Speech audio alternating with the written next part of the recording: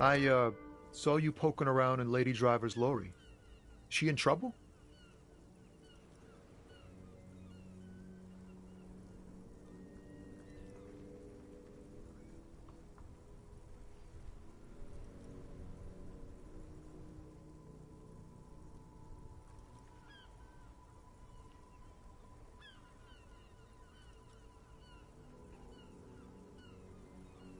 Oh man, that's like a load off my mind. All that stress was messing up my rhymes.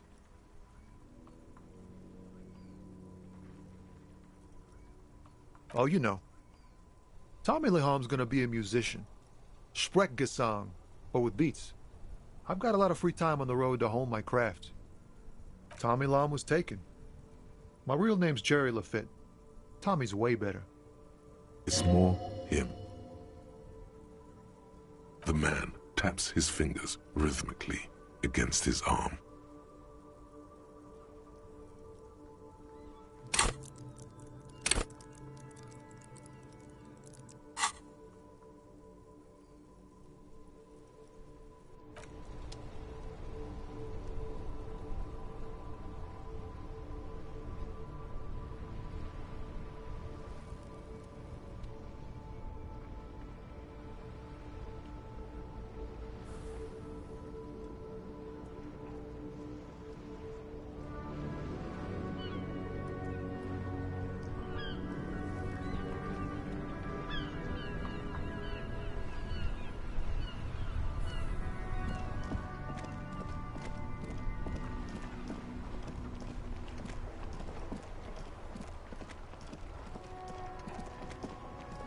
Still here, stuck in this damn jam, my man.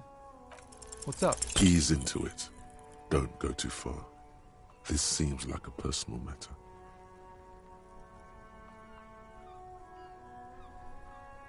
You really are the law, aren't you? I get that being bluntly observant and inquisitive comes with the territory, but it certainly doesn't help with your conversational skills, does it? Maybe the full-on, direct approach wasn't correct. Damn. It's tricky business looking into someone's eyes and not doing it wrong.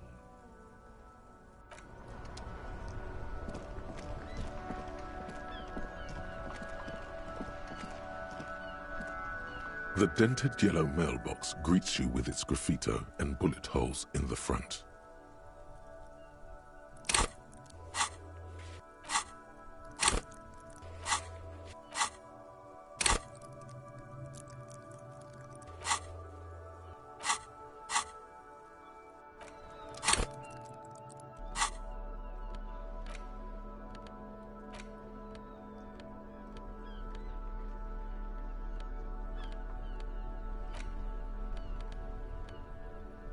Take the legal documents out of the envelope, a 12 to 40 month construction period, and the zoning plan in the addendum. The youth center cuts into the ocean like the bow of some great modern ship. Apparently, it's going to cover most, if not all, of the street and the square between the existing houses. It's 3 stories tall. It's going to be awfully close to the already existing buildings. Almost wall to wall, practically integrating them into the youth center. This is either an ominous or cool architectural choice. Hard to say. I'm no property lawyer, but it looks fine. I like the print size. They're not selling or leasing anything. It's not a perfect solution, but...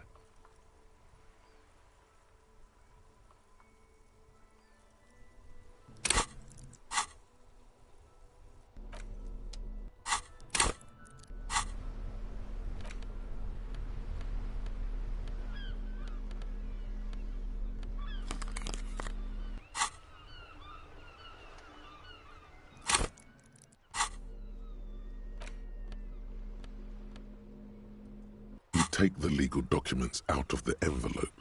A 12 to 40 month construction. There is no loophole. The simple truth is, the current residents are going to lose their street access, and for the next 12 to 40 months, their lives will be dominated by constant construction noise right next door. Once the construction starts, it'll probably take a few months, a year maybe. for even the most stubborn occupants to get tired of living like this. After that, they'll sell their property for cheap and move out.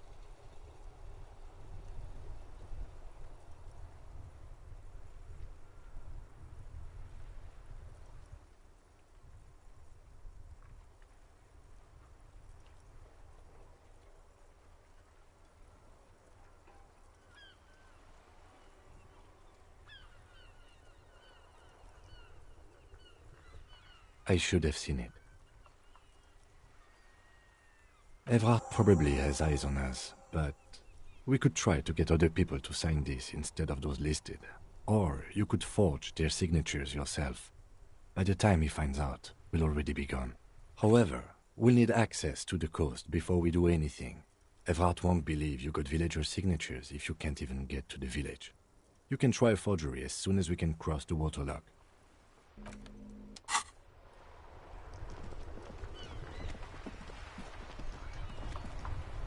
Vigilance officer, what can this old carabinier do for you?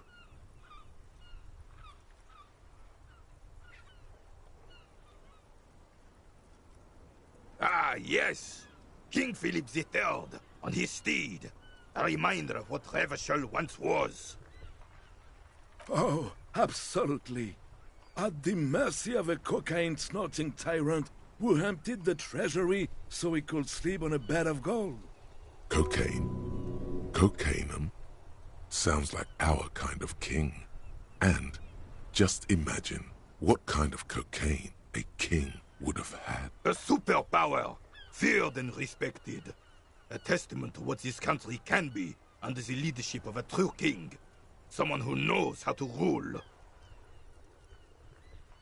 Decisively, without fear of offending the sensibilities of the frail and weak-minded among his subjects. This is something the insurgents never understood.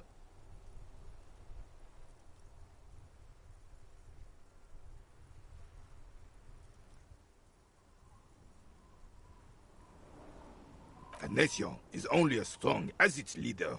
That's why it was such madness to try to... Don't get started on that again. What happened, happened.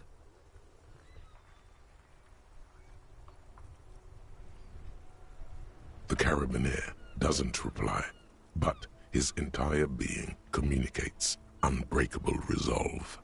Oh, old Philip was a big fan of the purple nose candy the nobility loved so much.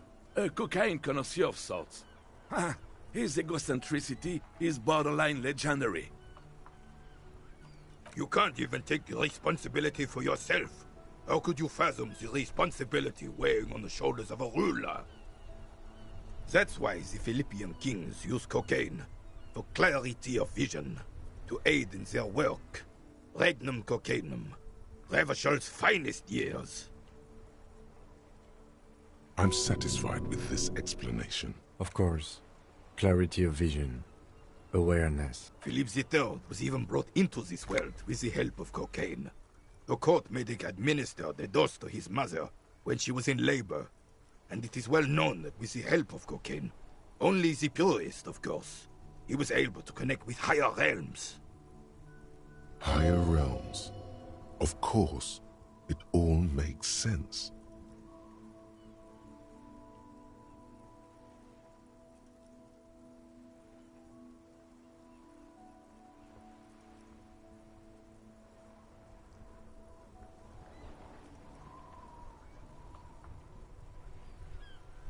From what I've seen of the officers of the RCM... But I don't want to get into a debate about drug policies. Right. Yes, the Debardeurs Union pays me to stand vigil during the nights. Not out of any political allegiance, mind you. I'm an old man. Don't sleep more than a few hours every night anyway, and... money is tight. He feels like he has to justify himself for some reason.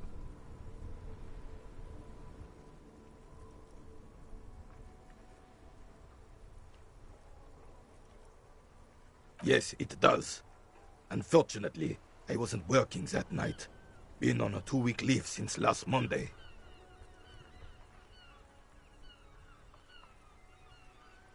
It's a private matter.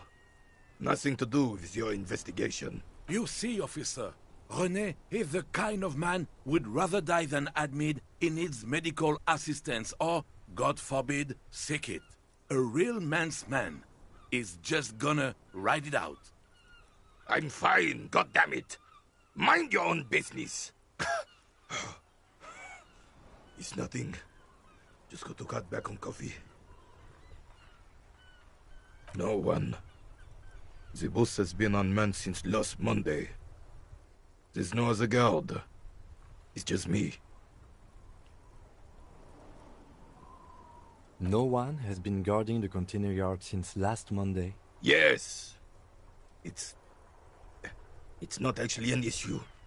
I mean... Look, officer, the container yard doesn't actually need a guardsman. Never had one before René. Monsieur Claire had that booth built specially for him. It's mostly decorative.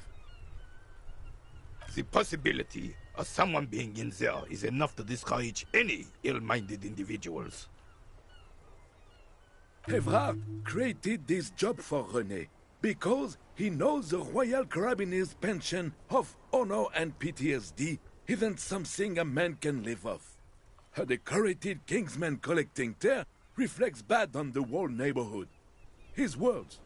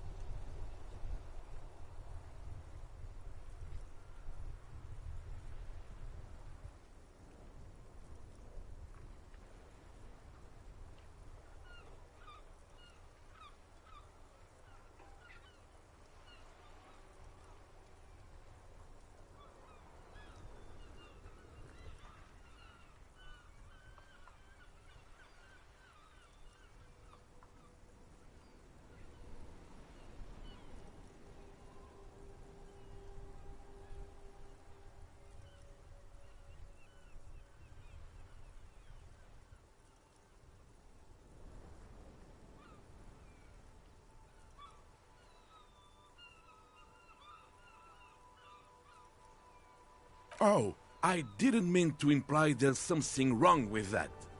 I do it too. Everyone does it. It's an excellent side thing. Yes, yes, yes. Can we conclude the topic of my guard booth now? He is not going to become an entrepreneur. She is nobody. This is none of your concern, and I refuse to discuss my private affairs with the RCM. The lady is Jeanne-Marie Beaulieu, and she sure as hell wasn't a nobody. Yes, yes. Like I said, I would be up anyway, so might as well keep an eye out. It keeps my senses sharp.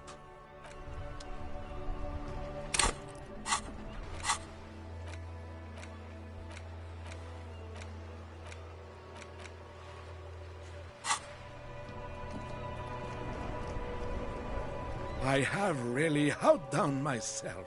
Yes, that's what you need, Gaston. More padding on that fat ass of yours. René, it's a little pleasures. Life doesn't need to be a struggle. Hello, officer.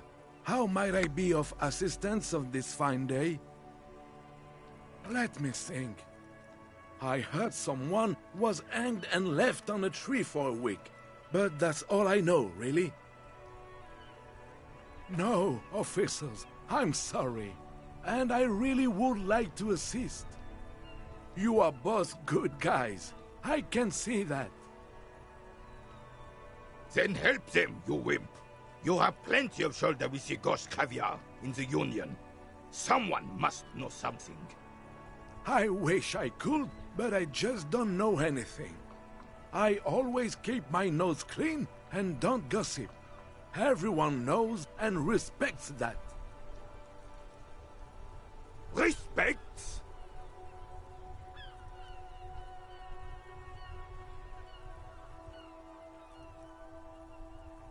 I'm not even anyone. Of course he's holding back. His mouth is so full of Union prick he can't even speak properly. Can I at least finish my fucking sentence before you piss on it? Is that okay, René? I'm not anyone important in the Union. I just know Evrard. Everyone in Martinez knows the Clare brothers. I taught these boys human studies and history in the gymnasium. Gymnasium. I love that word. What do you know about history? You never witnessed history. Only heard about it years later, when it had already moved on. You don't know history. The old soldier mumbles something under his breath. The blind leading the blind. Doesn't even begin to describe it, is what he said. Let's try not to get caught in a crossfire. Lest we leave riddled with bullet holes. This animosity is ancient. Oh, in many ways, yes. Like an honorary member. I attend meetings and parties, help with little things. Evrard, Edgar, and the older debarders all know me. Oh, yes. Not in the technical sense. I don't have a vote or a membership card, but Evrard keeps me on the payroll, just for the little things. Of course he's not a member. He's not a member of anything. I knew that. He's a Weservein. Turns to where the wind blows and tries to look important. I hate the socialist rabble, but even siding with them is better than living your entire life on the fence. Never committing to anything. Pick a damn side already. Writing work mostly. Occasionally, he needs something written, and I happen to have a way with words, people say. Oh, nothing official, I assure you. Just essays for the newspapers. About Martinez and how things are and how they could be. Evrard and I have these long talks where... Well, he tells his little pen man exactly what to say. It's commie propaganda, plain and simple. You should be ashamed of yourself. On the Union track? No, thank you.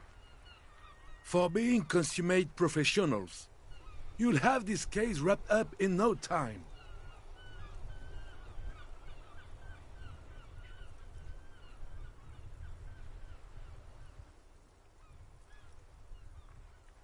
Oh, sweet Jenny. She was the finest woman in all of Revachol. Maybe the entire world. Do not defile her memory, Gaston. Let her rest in peace. His tone lacks its usual intensity, like he doesn't feel he has the right to speak on the matter. We knew her, all right. Lived on the same street our entire lives, just 2 houses apart. The 3 of us have been best friends since we were 4. She was René's first girl, back when the prick was 16. They were courting till he decided he'd rather die for some great ideal than just be happy. And then you stole her from me. Oh, officer. It already got ugly nearly 80 years ago when the 3 of us were just learning to walk and talk. You stole her from me. Well, technically, you stole her from me, because we'd been pretty close ever since you two had that falling out over the ink you spilled over her pretty yellow dress. We were just boys then. This was different. You... No point starting this all over again. For the thousandth and the first time. Especially when we have company. Officer. She died of pneumonia 2 winters ago. It was a quiet passage, peaceful. René and I were both by her bedside when she... died. No use sugarcoating it. Won't bring her back. Will it now? departed. Until the very end she couldn't decide between us. The most indecisive woman I've ever met. A quick grimace of pain passes over René's features, but he immediately regains control. His face now a dispassionate mask again. She could never make up her mind about anything. What to have for breakfast, favorite color, or which one of us to marry. She was always leaving one of us for the other, but never long enough to actually get married. Heck, technically, we're both still engaged to her. You always confused her. Couldn't let us be happy. Seduced her with your fancy words and pastries. He suddenly remembers you. Of course, officer. Memories are all we have left. Sweet, sweet. Of course, officer. Sure, officer. No, thank you. I'm sorry, officer, but I really don't share food. Nothing personal, it's just a principle. The only one you have. The sandwich looks like a culinary wonder. Well made and abundant in components. The author sure knew their craft.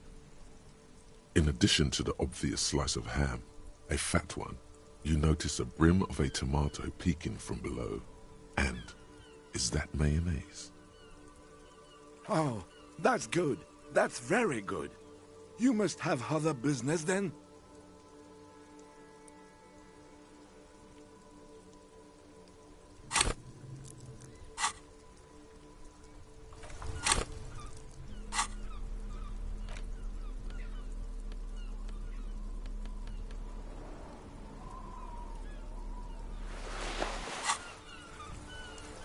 Officer, the mere sight of police in Martinez makes...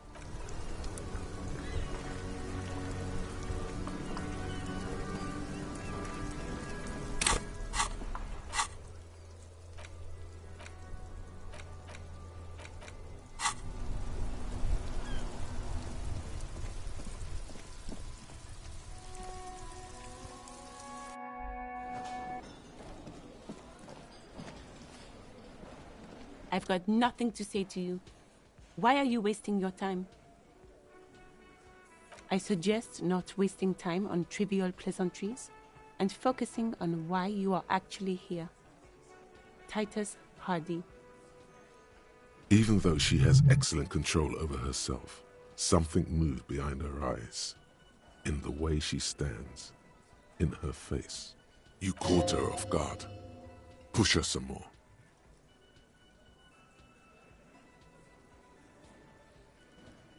You are not here to chat up the legal counsel. You are here to question these men. You set the pace and the topic of these conversations here. Establish that.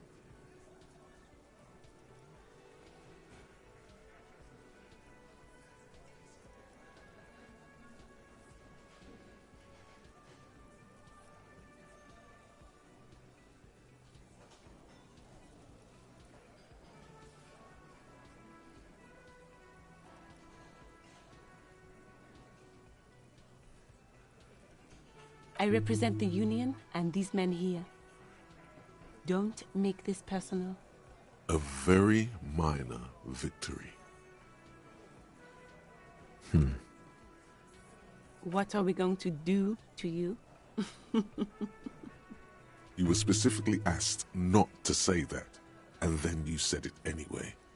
The Union isn't going to do anything to you. It is not a crime syndicate. It is a labor organization. God. If anything, it is the RCM who do things to people. But we digress.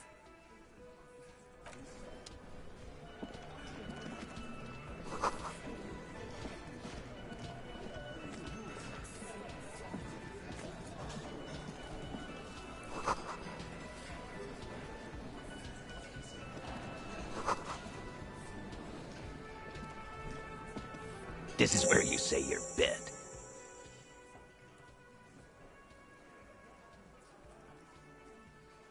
Detective. Precinct 57's finest scans the room, leaving the speaking to you. He trusts you. Maybe against his better judgment, but he does.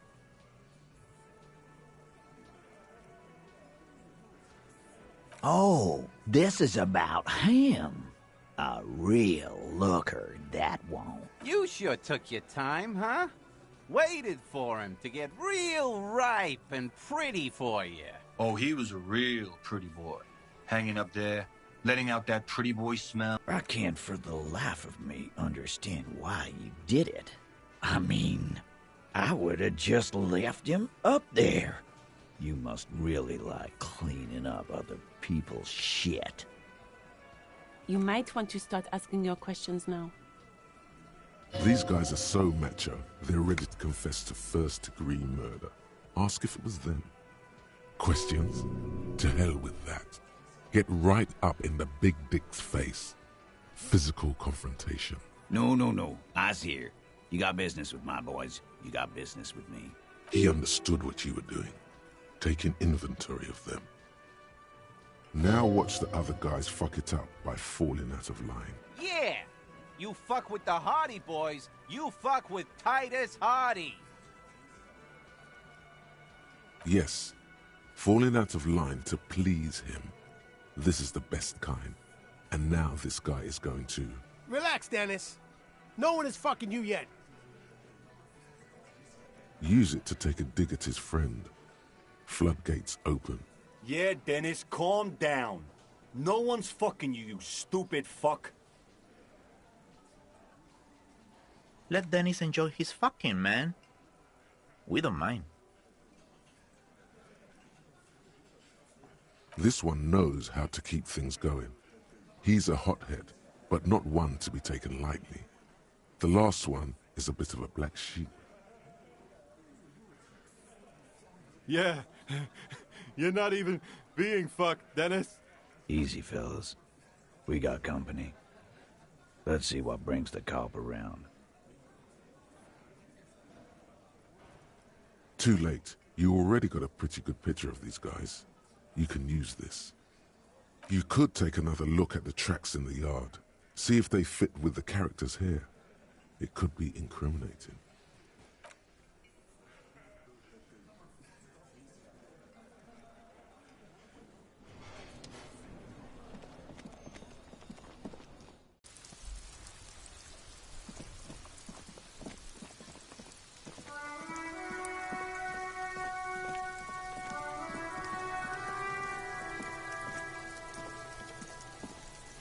There are several footprints in the mud, left by work boots. Anywhere from 6 to 12 pairs have...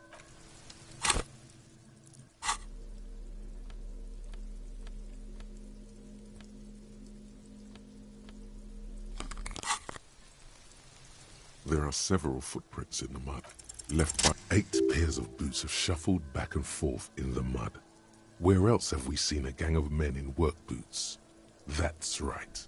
The Hardy Boys in the mess hall of Whirling in Rags. 1. Standard work boot. Steel reinforced toes. Number 46. Just like Titus was wearing in his booth. This is the big dick. Titus Hardy. The one with the ball cap on his head. Is it? They didn't even bother to change boots. Putting them on the scene is easy, maybe even too easy. 2. Standard work boot, steel reinforced toes, number 44. Either the blonde muscular guy, Glenn, or the young guy with a plectrum around his neck. 3. Hobnailed work boot, steel reinforced toes, number 43. The inked banger perhaps. 4. Standard work boot, number 45 or 46. Theo, the old smoker. You think you even see a tiny fleck of cigarette ash inside the print. 5. Another standard work boot. Reinforced toes. Number 44. Same as before. either the musician, Eugene, or the muscle-bound blonde, Glenn. 6. Light as air. Same make of boot, but number 41. Small like a rat, shanky. Better late than never, detective. The whole world is dark and the tracks burn in it with strange beauty. 7. The glowing outline of a standard work boot, number 46. The imprints are twice as deep as the others. The weight exceeds 200 kilograms. Fat Angus, carrying something?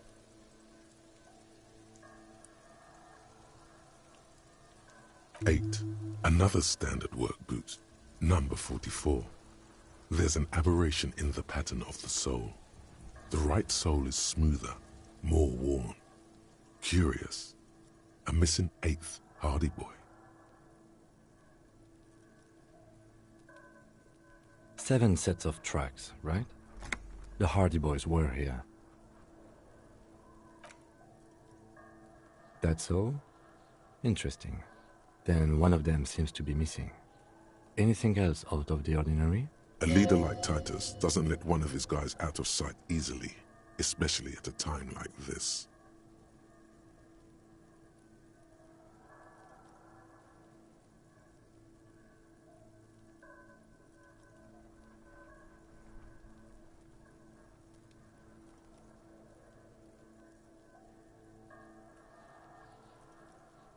A week, maybe?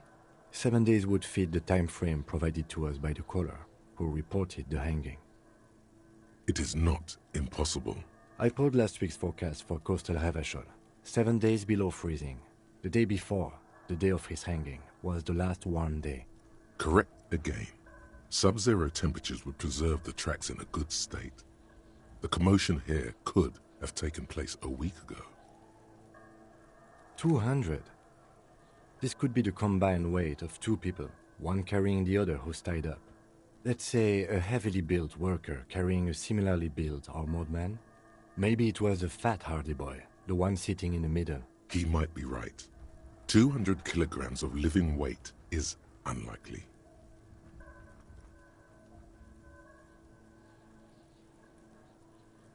Possibly, yes. But why? Yes, they could have used a makeshift stretcher or just march him up to the gallows. Maybe the carrier wanted to impress his peers, demonstrate his physical might.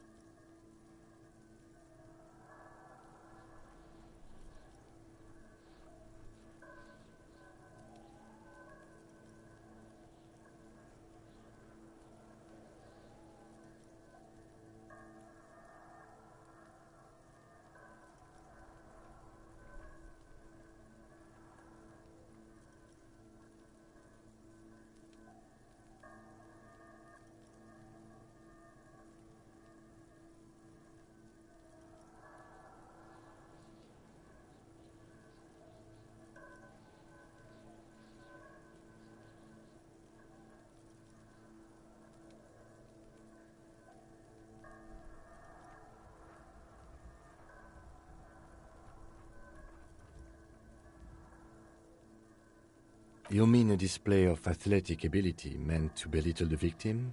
A local champion carrying the intruder alone? I can see it. Anyway, the others? I'm guessing that's the skinny Hardy Boy. The one with his front teeth missing. Yes, well, he did look a bit like a rat, you're right. Do you think those prints belong to him? I could still be wrong, but I'm probably not. Interesting. Let's name it the Old Soul. I wouldn't be surprised if this was the missing Hardy Boy. Wonder who he is. Oh, this one's easy.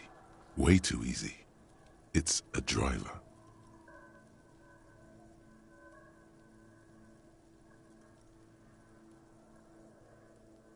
With a piece of sandpaper glued to the throttle. Which means that the missing lady driver was also present at the lynching? That's it. She's the Old Soul.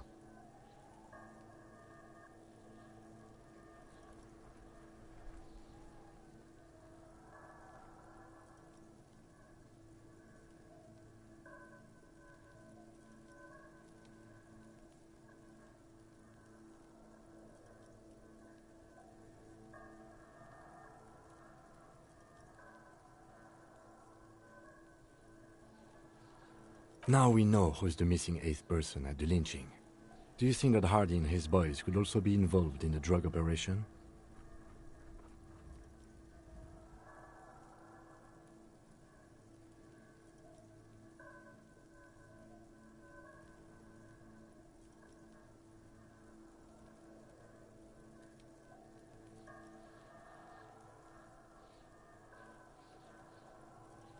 Understood. We should still go and see what Titus Hardy has got to say on the matter. This might throw them off, work in our advantage. So, what do I think? A mob of people brought something heavy to the tree. One of them was carrying the victim. They shuffled around, especially under the tree. Then, after hoisting him up, they stood in a semicircle facing his direction. At first glance, this appears to be a lynching. Indeed. They all stood in a row here and looked at the tree. So far, so good. Only one thing missing. Of course, there were 8 tracks, but there are only 7 Hardy boys. There's one pair missing from the Union box. The 8th pair. I'm going to say it was our old soul. Yes, I doubt the Hardys are going to tell us much, but we should still confront them about the possible drug trade connection.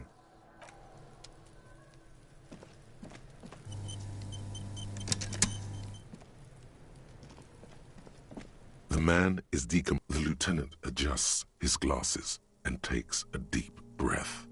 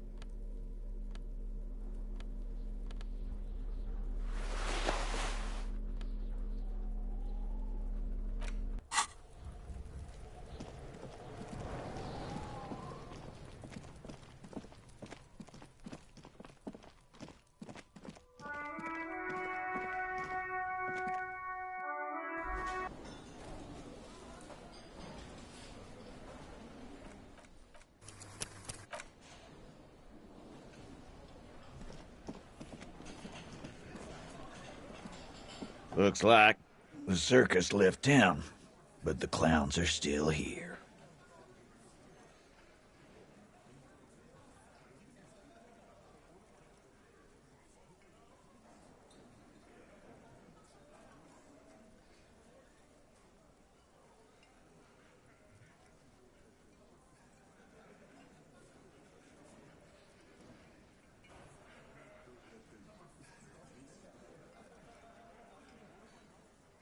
The pretty boy.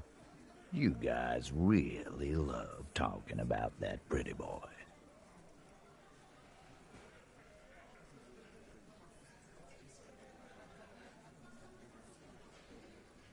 Funny, but my partner and I have a serious matter to discuss with you.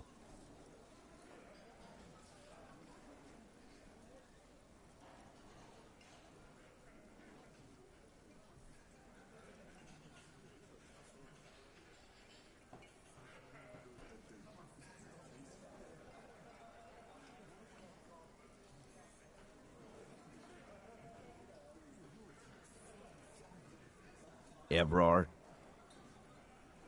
And what did he tell you? That we killed him? That we took a cargo belt from the harbor, went out back, and used it to hang him? Because we did. All of us together. I hope he told the story straight. I hope he told it well.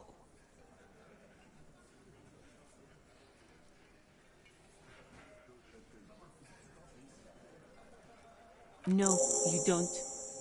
What you have is 7 honest men who thought it forthcoming to tell you what happened, so that you don't waste any more of your time. They're playing to their considerable strength in numbers. Don't talk about arresting them. You'll only bring attention to your inability to do so.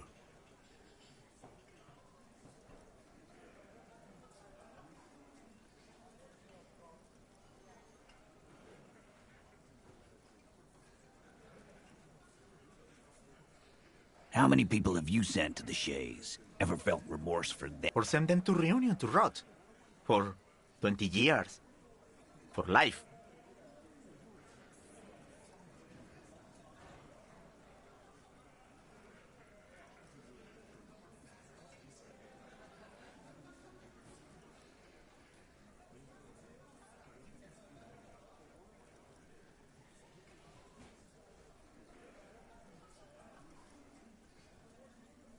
Oh, so you are just a simple, well-meaning man, eh?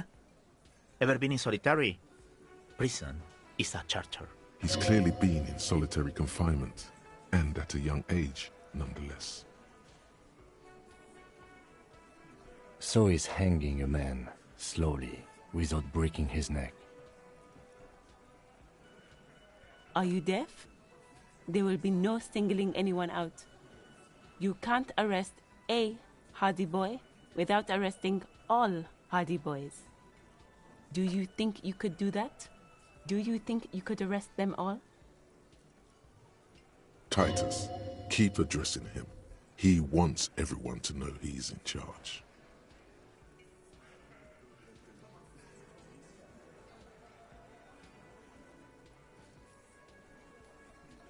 That's for the courts in Les Jardins to decide, not for the officer making an arrest, which we all know you won't be. What you can do right now is go back to your station and write a report. No.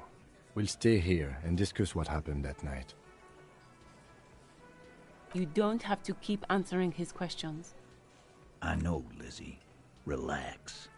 We killed him last Sunday night. Seemed like a good way to end the week. Known him? We don't associate with scum like that, asshole. Yeah! Who do you think we are? Quiet. He came around about 3 weeks ago when that Pines cow first sailed into town. Happy? By the Pines cow, you mean Joyce Messier? A representative for White Pines? The same company you're striking against? No. I mean the Pines cow. The stupid-ass cow they sent in to fuck us over. But you know what? This is where he tries to sow discord between you two, because he knows the company is responsible for bringing the mercenaries into town. Why don't you ask her about the pretty boy? I'm sure she has interesting things to say when you ask her hard enough. That's enough insinuation for today, Titus. Officer, your interview is drawing to an end. Don't waste your last questions.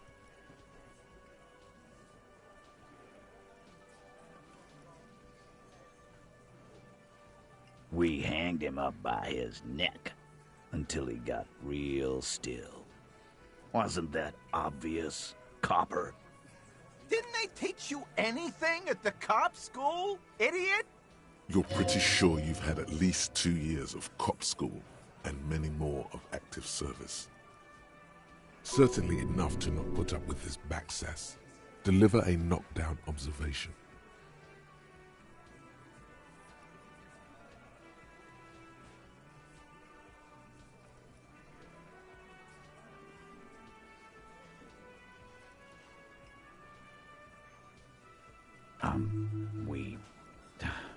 Look, I'm not gonna play 20 questions with you, Capo. I'll say it again. We killed him. Yeah, I knocked him out. Came up behind him and clapped him in the back of the head. He went down like a sack of sand. That's right, lawman. And then we hanged the fuck. Make them a bit more uncomfortable first, then see if it all adds up.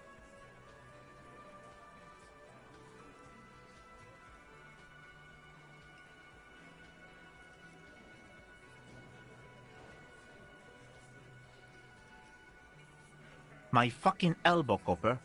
Samaran boxing style. Right fucking here. The fucker started coming to our bar, asking for it. Like what, Copper? Why? 'Cause he was worthless mercenary scum. And he stepped out alive in my town.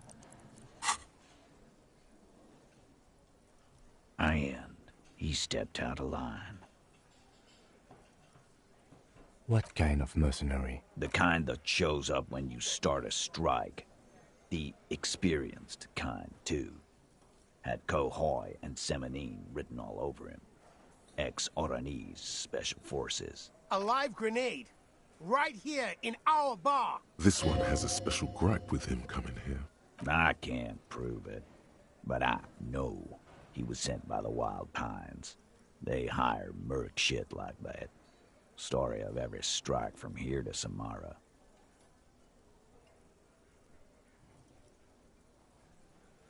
Cause one night, he walked straight up to the mic and said, I'm Oranese goddamn Special Forces, and I'm gonna fuck you all. Really? Yeah, really. Had a gin and tonic up there, sang some Oranese paratrooper song, and said he's gonna fuck everyone. We couldn't believe it either, but he fucking did. Right there. Like some kind of animal. Wrong. He harassed women, raped one, harassed workers, threatened to kill some as a warning. There's slight unease in him, suddenly. He regrets mentioning the rape. To kill us all, if we don't open the gates, if we don't let the scabs in, if we don't bend over.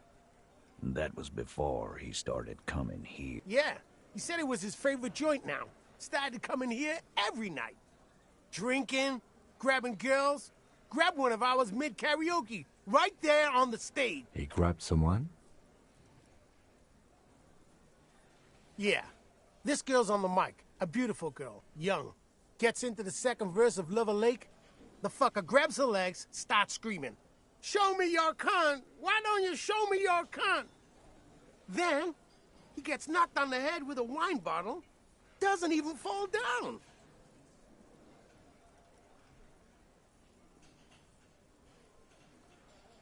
Aren't you fucking listening? My man is talking to you. He took care of it. They got the girl out before anything else could happen. Yeah, me and Eugene got her out. Aren't you fucking listening?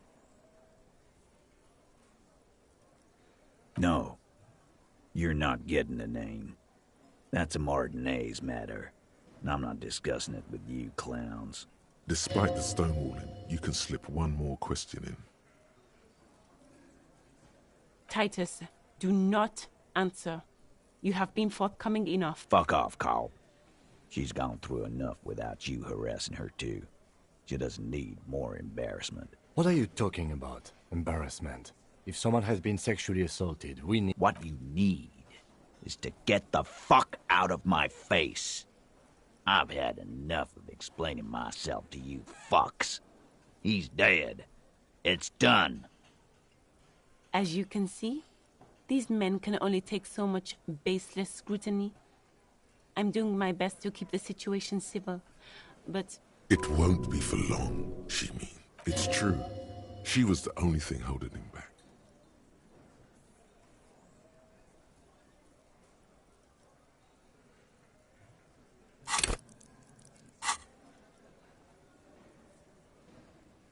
We hang. Didn't they? You're pretty certainly enough to not put up with his backsass. Yeah, that's right. Make them a bit more uncomfortable first, then see if it all adds up.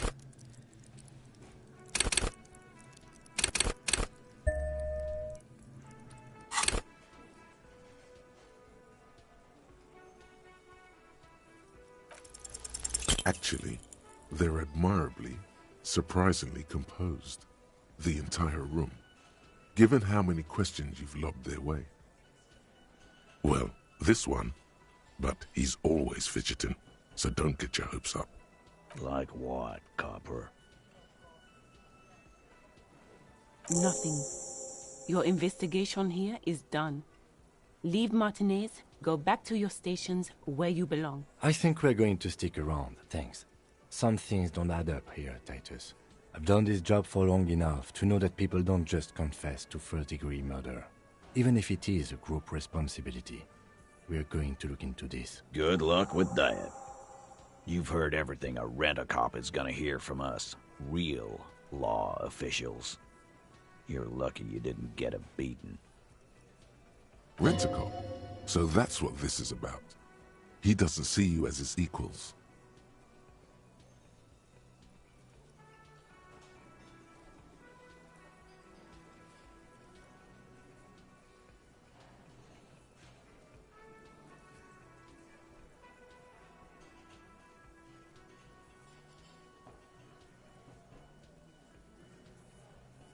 Oh, so you went and talked to my mommy, and now she's making me play with you. Is that it, lawman? And what's gonna happen if we don't? You gonna go and tell on us?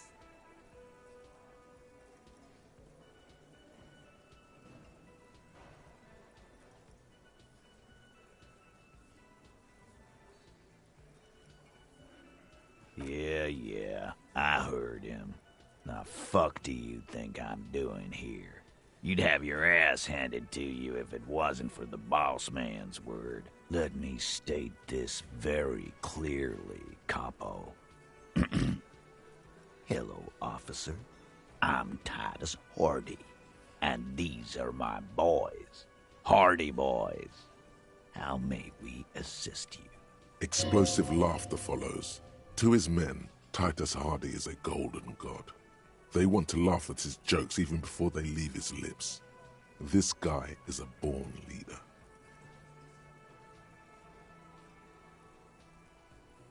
What are you talking about, madman? There's no 8th Hardy boy. There's 7 of us and we're all here.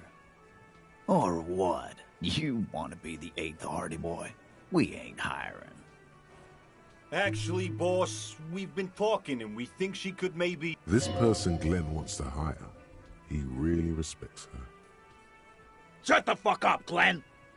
I do the talking here. Now what the fuck do you want, cop? So let me get this straight. There is an 8th Hardy boy. It's a she, and you don't like us talking about her? That's right. We're not talking about this. This is a private Hardy Boys matter. Nothing to do with your shit. And you're not cops here. Don't go digging around if you don't want a bullet in the back of your head. I'm watching you. Good. We are all watching each other. Officer, your question. There's no point in pushing it further, he thinks. This is already a victory. We'll learn more about this 8th Hardy sooner or later.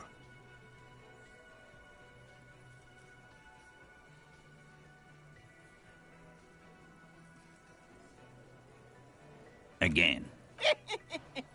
Good one, Titus. About fucking time.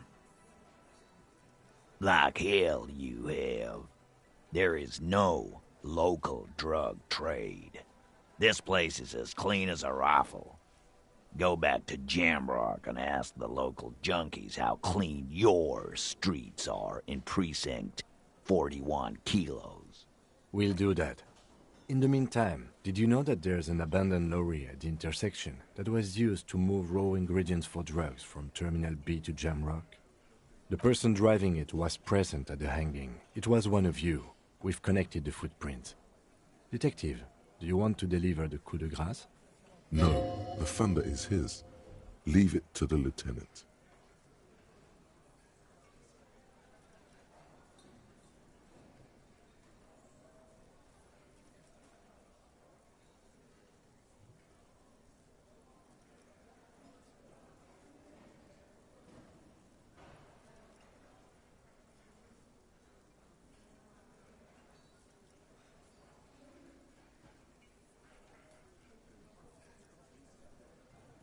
Thank you. You're right, Titus. There is no local drug trade, because it's all controlled by you. You're the drug trade. That's a mighty interesting theory. I guess that's what you would need to do, theoretically. A big, strong, state-run monopoly would outcompete the runts on the street. Yeah, man. Theoretically, that's what you would do. To get rid of the gangs, the dealers, even some of the junkies. You would need good, trustworthy people to take their place, of course. Hardy men to run such a monopoly. For the good of the community, of course.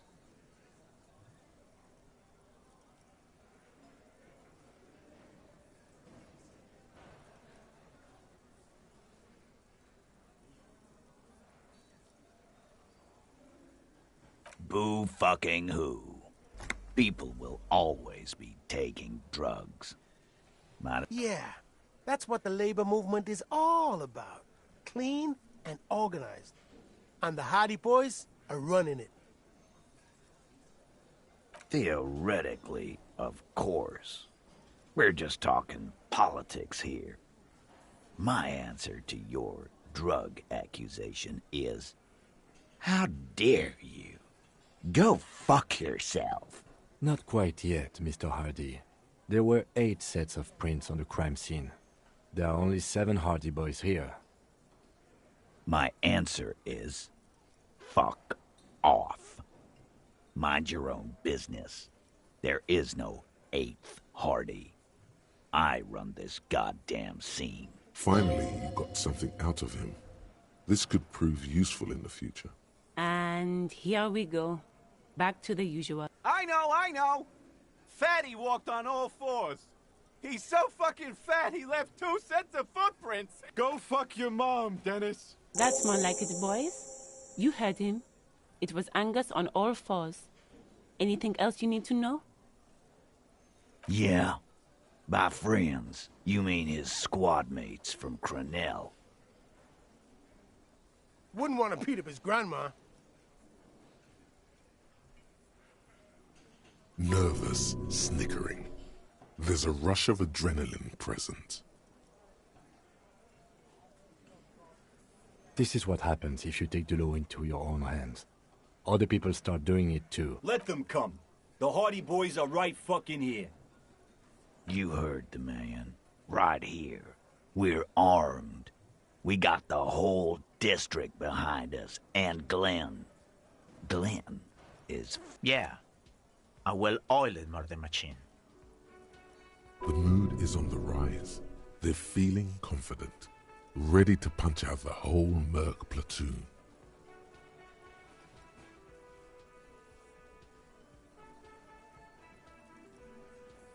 We got weapons of our own. We got Ister 50s, Zeelagers. Glenn's got a knock cannon at home.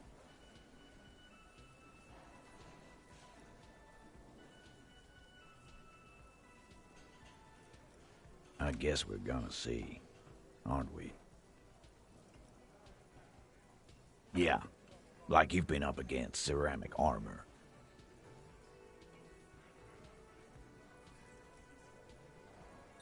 You haven't even seen the whole suit, right? I've seen the whole fucking thing, and it didn't make him immortal.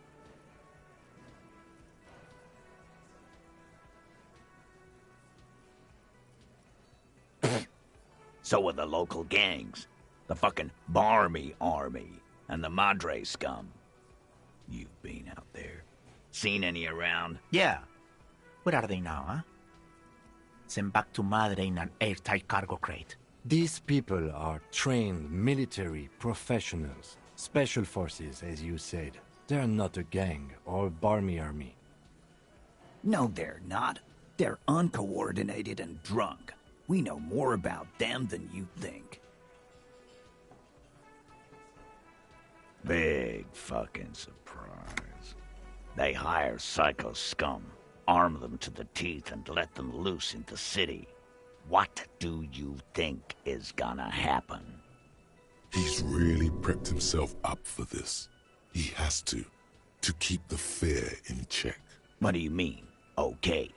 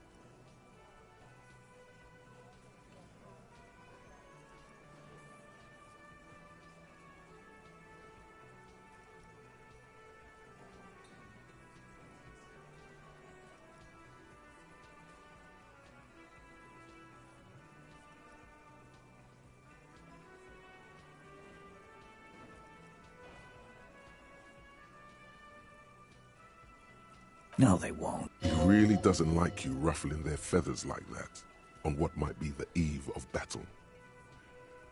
All he means is that the situation is serious. No wonder you cops get shot to shit every day. Can't go to war with an attitude like that. Establish authority. Yes. Authority. Feverish thoughts race through your mind.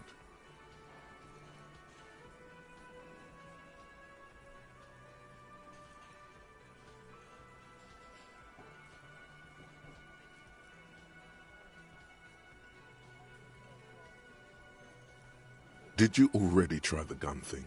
I hear the gun thing is excellent and has great results.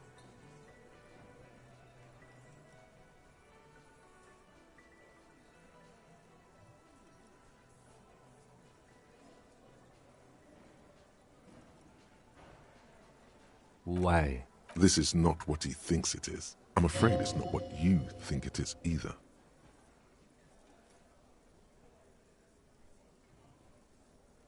Yes, you. Stop talking out loud. You sound like you're unraveling. What in the name of fuck are you doing? But I don't want to give you my gun, not after the last time. The fuck is happening, Titus? What are they whispering about? Easy, Shanks. I want to see where this is going.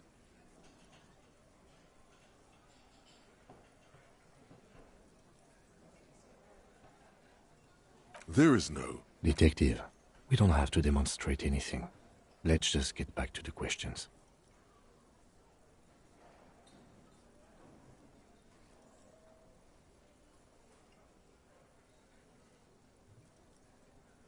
Police job?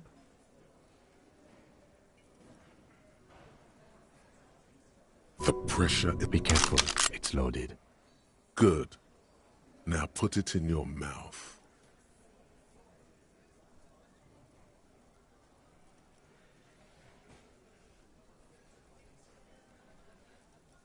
Thank you. So, questions? Yeah, I have one.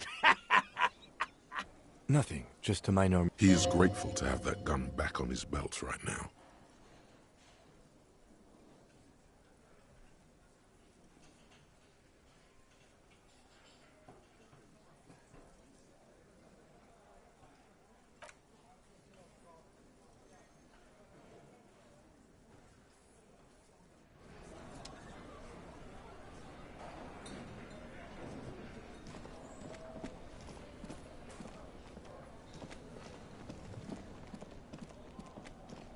You see a heavy steel door with a prominent dimple lock.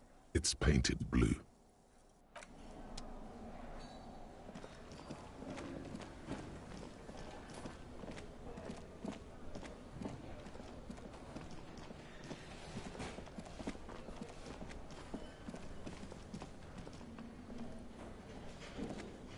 The man ponders his cooking utensils and gives you a little nod, acknowledging your presence. The mention of mañana gets his attention. He smiles and delivers a whole slew of unfamiliar words and lively gestures. Then he falls silent again. They're friends? The man says a couple of sentences in that strange language of his and then seems to wait for you to speak. Just one word. Sounds quizzical. Then he awaits your answer with his brow arched.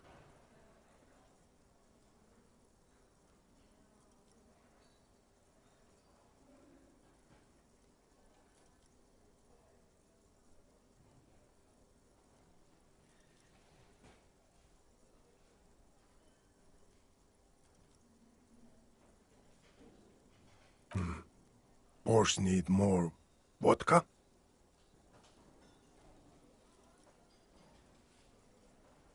Okay, so it's vodka that keeps the men happy and in good spirits. Clever move by the Union. Vodka borscht! I love it, Bratan! Turn it the fuck up and then ask for some yourself! Turning it up seems like a dangerous idea, honestly. The place is a powder keg.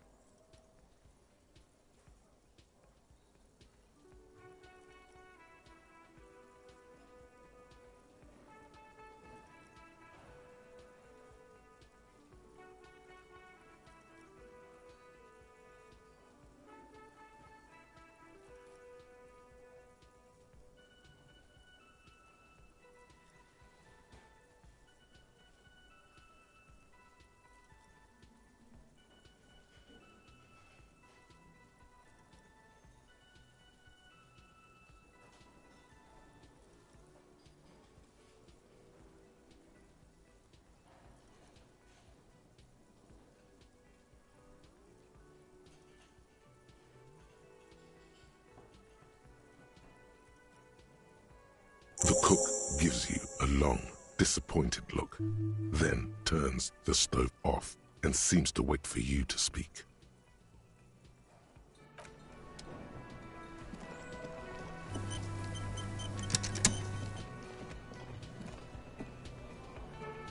Can I help you? Got the 20 real? Good. You got... How could anyone forget, asshole?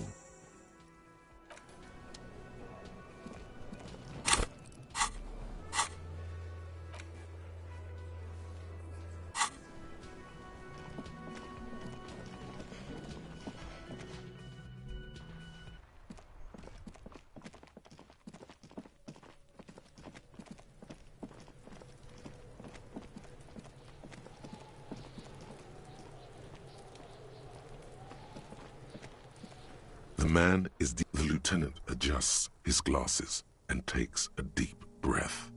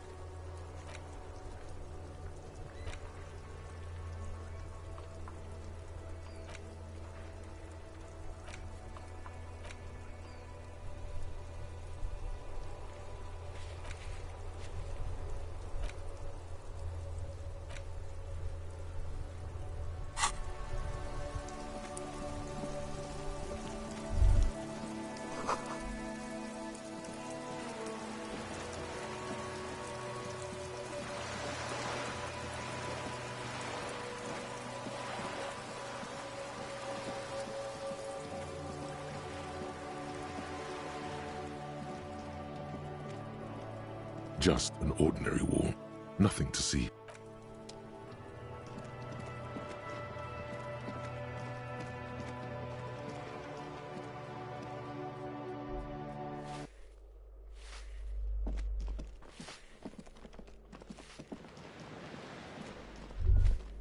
What happened here?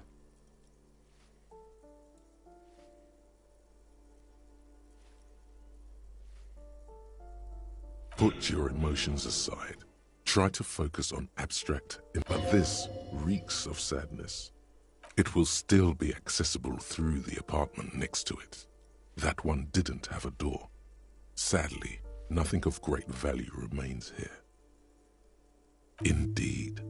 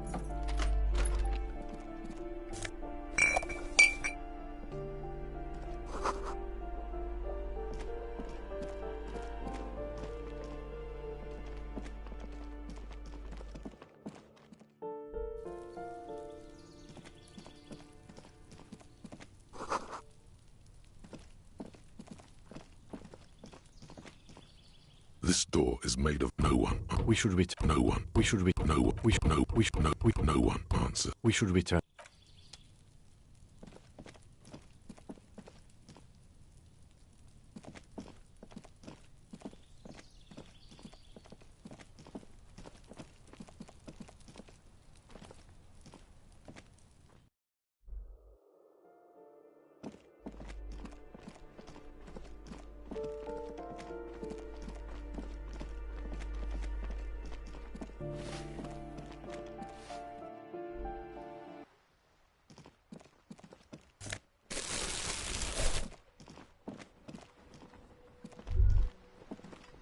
Ruination has come. The broken arches betray the once grand history of this building. It towered over the harbor until it happened. A great force from the northeast fired into the city. Heavy artillery shelled the coastline. Fired from the water, a straight shot into Revachol. The tenement acted as a defensive wall against the worst of the shelling until it was destroyed, and they had a direct firing line. The waves of the Martinez Inlet rolled over the fallen remains of the building. The dark waters obscured the better part of the remains. What didn't fall into the ocean was used as scrap. What wasn't used as scrap was thrown into the ocean. Those arches acted as support for something greater than what you see now. Only 3 stories stand where 9 to 12 once did. Restoration has failed. What the shelling took out was never rebuilt.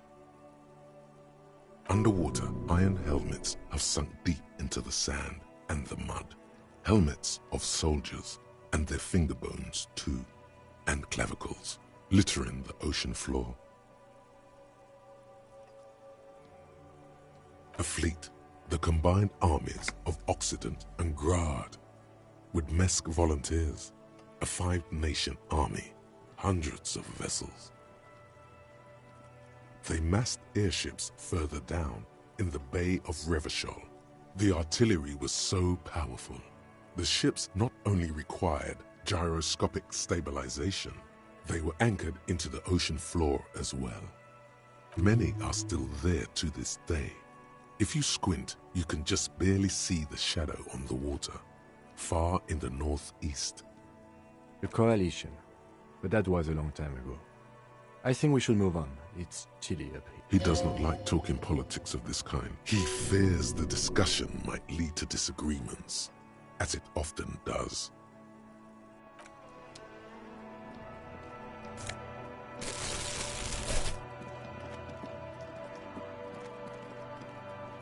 Hello again, officers. Have you come to admire my mural? What do I care about some fucking tin eggshells?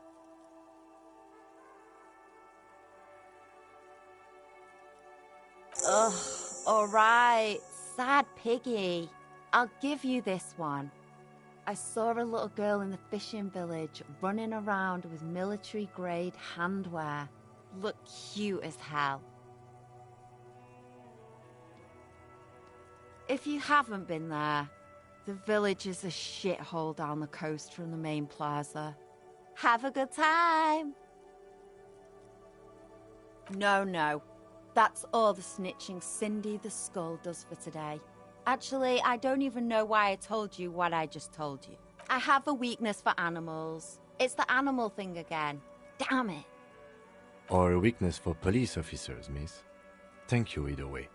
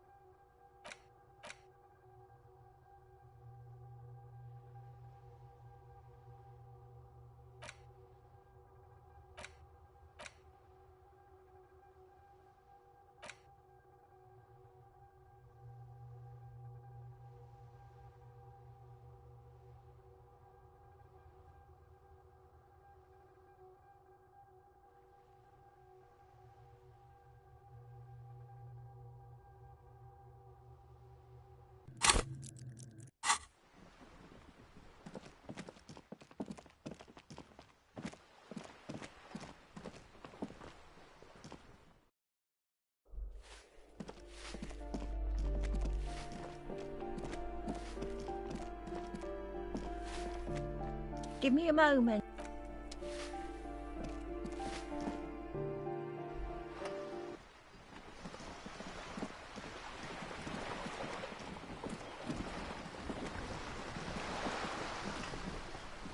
You're back.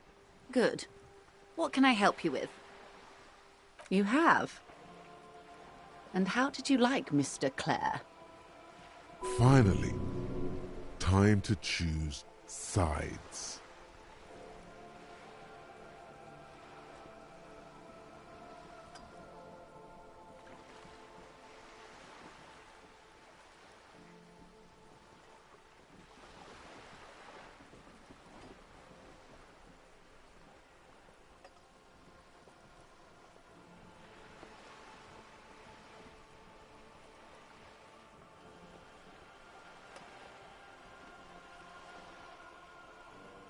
Oh, come on now. He has his uses. How else would he have stayed in power all these years? Or wait, actually, corruption. That's how he's done it. Fantastic, Worm-like corruption, reaching into the bowels of the earth. The position of my unusual colleague does not reflect official policy. I hope you understand. The RCM does not pick sides. Of course. And I don't expect you to share anything he told you with me. I'm not a corrupt Worm myself. However, if you felt like discussing something...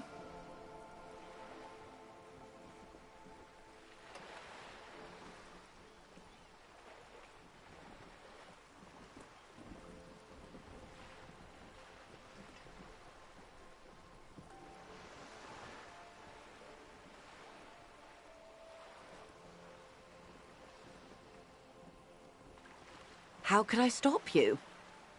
Are we not human? Are we not curious to hear another person's take? It's only natural.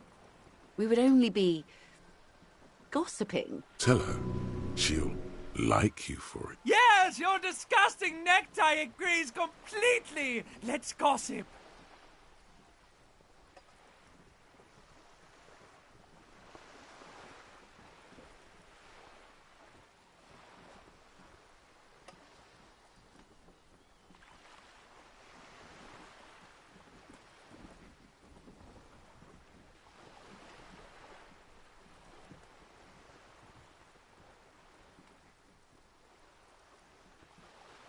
Oh.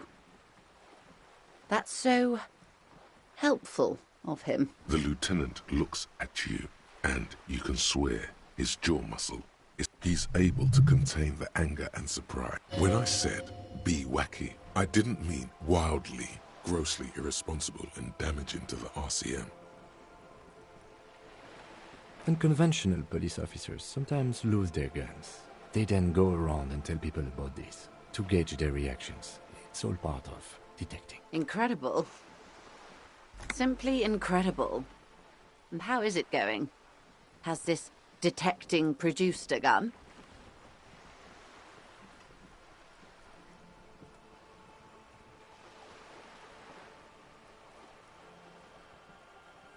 Well, maybe he's not as helpful as you thought then. Is there anything else?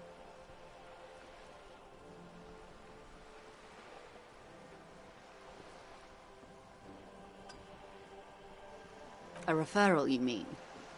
I take it this was for someone in the RCM. Don't answer that.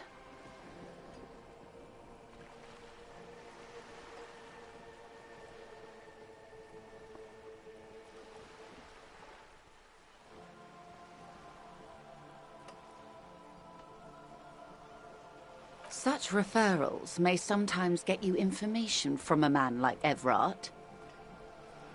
Did it? Detective, I advise you to be very selective with what information you choose to share. This may have consequences beyond our line of sight.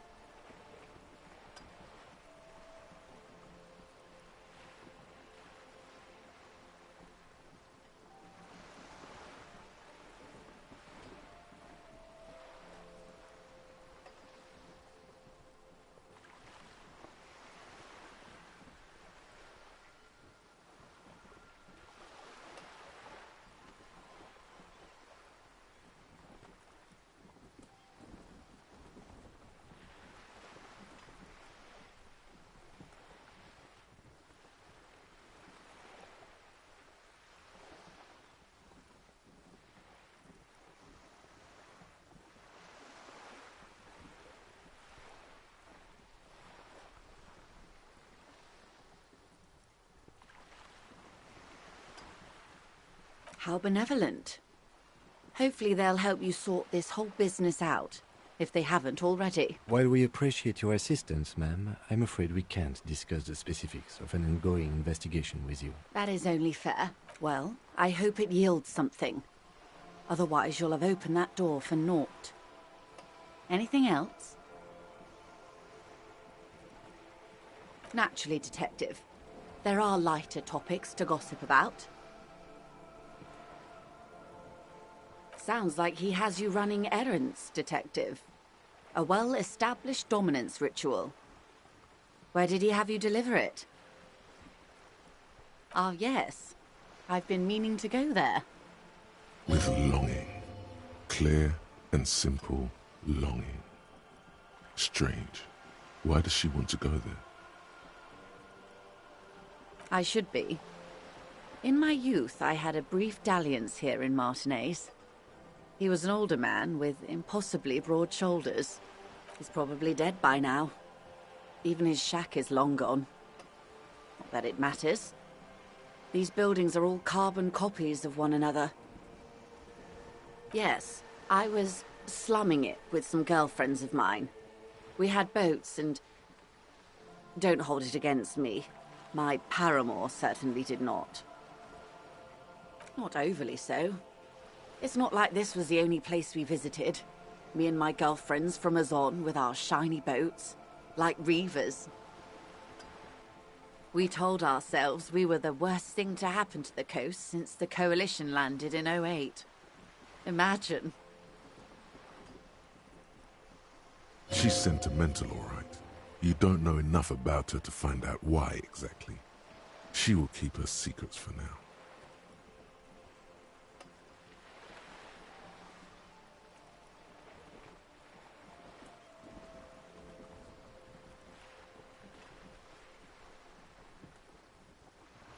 A youth centre with Edgar Clare's statue on top of it. Go ahead. Help him. Make it so.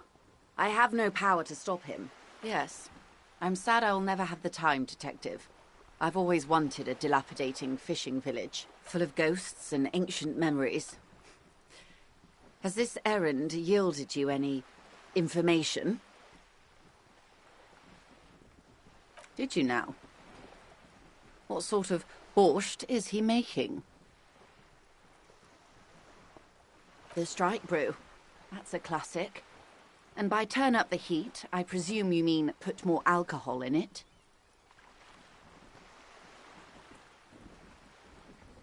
Beyond curious. I will choose to interpret that as you turning the alcohol in the strike brew down. For the sake of our professional relationship, and because I don't like the idea of them any more drunk than they already are. What else?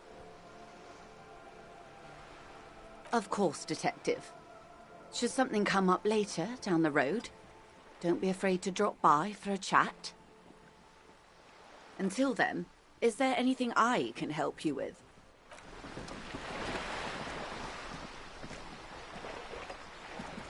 Yes?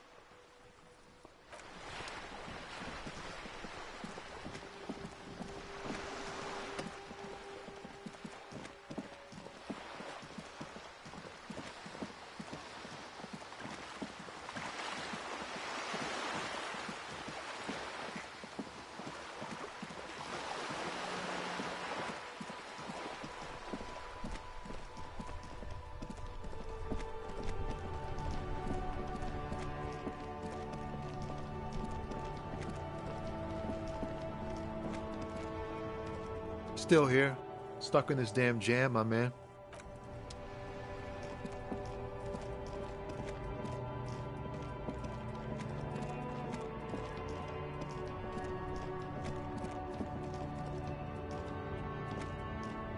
An old monument stands in the middle of the traffic island. This found A to Z, the smell of cigarettes and clothes.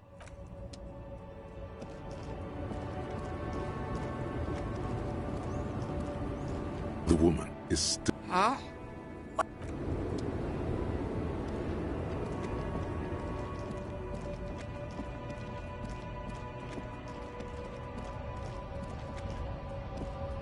lorry stuck. The windows are clear. They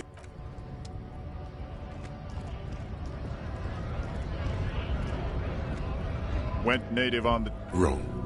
You did... Let's talk about our right to work.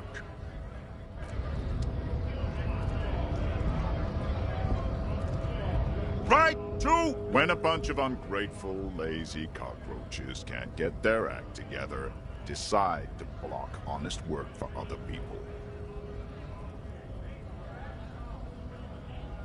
Beats me.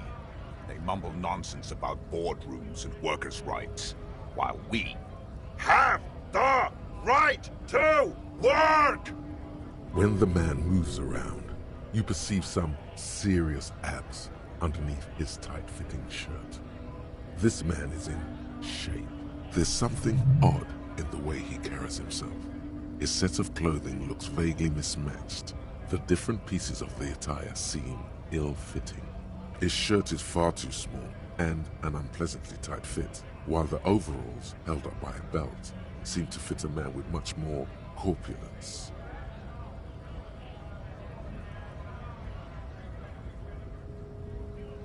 He ignores your question, choosing instead to turn to the emaciated workers, raising both fists in the air.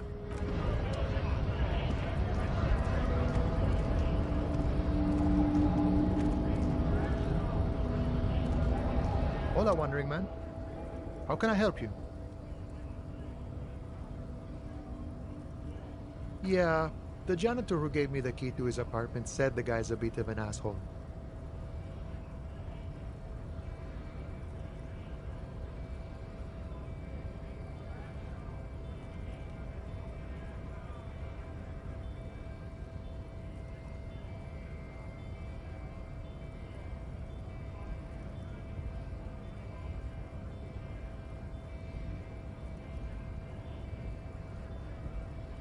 Like I said before, I don't know much about this weasel, but the bossman said he's a real piece of work. Los Ardis? They're an independent militant group. A bit too high-strung, but it comes with the responsibility. They're sort of like you. Preserve the rule of law and all that. Except it's Everard's law. But really, they're just like you. Is he actually comparing you, an officer of the law, to some neighborhood vigilantes? Why not? Must be nice being something else for a change. The rest of us are just folks.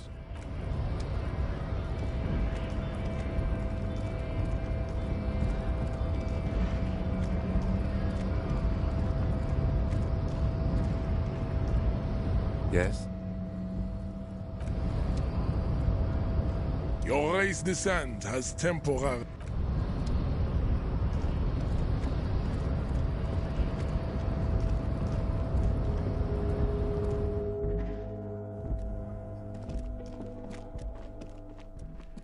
The file cabinet stands the drawers.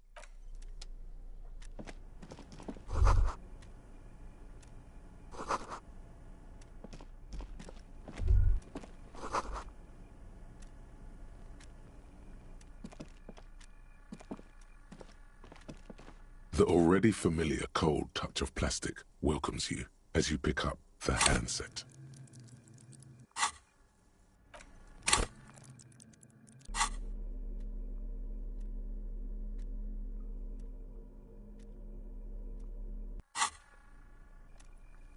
The already familiar cold touch of plastic. Well, it's unclear whether you actually have muscle memory. Right now, your finger is just drawing vaguely occult patterns in the air. Undoubtedly, no.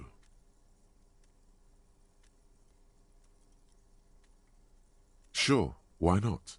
Muscle memory is a tricky thing. Nothing tricky about that. You just...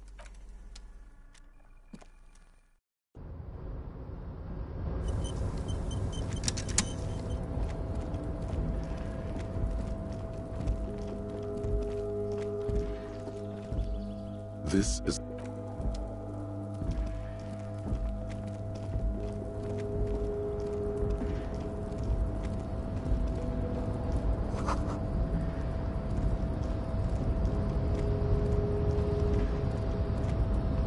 lost in control at no screech of metal.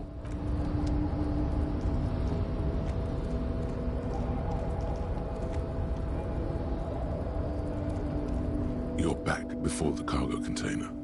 Its draw has not lessened.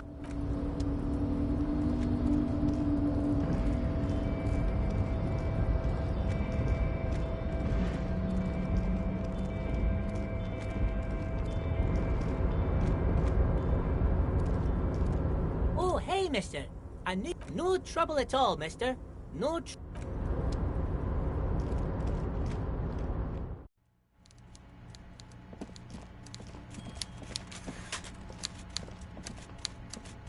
Mr. Dubois, every worker...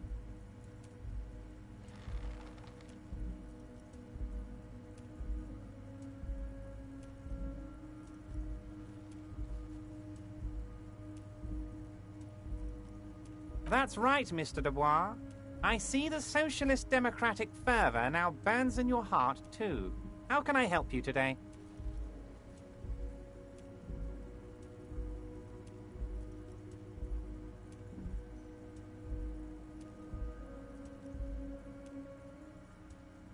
I don't know what that means, Harry, but I love it. I love your initiative. Knowing you're out there keeping things running lets me focus on the big picture stuff. Don't even tell me what was going on. Alcoholic brew? Stronger? Stopped it? Strike? I'm just gonna let you surprise me, Harry.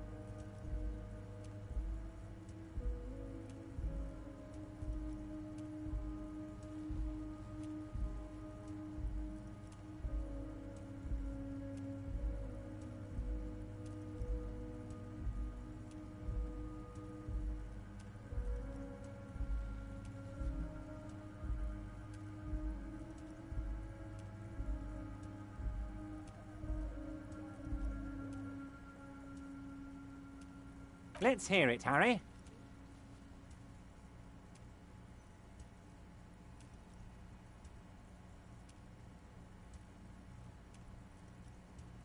Of course, Harry, of course.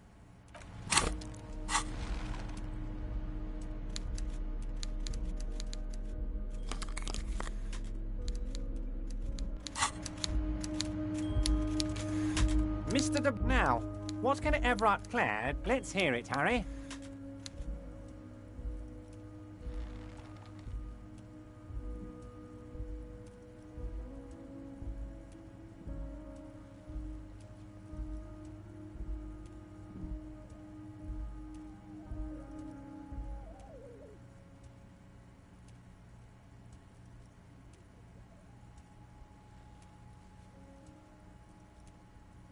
Harry, you're not simply a cop, you're a star. A bright shining star in the drab law enforcement sky, outshining all other stars. You're a superstar.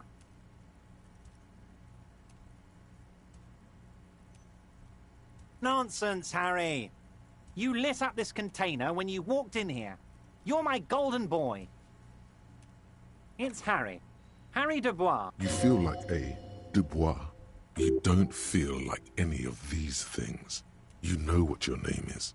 You have a sophisticated name, like that of a count, or a beautiful man.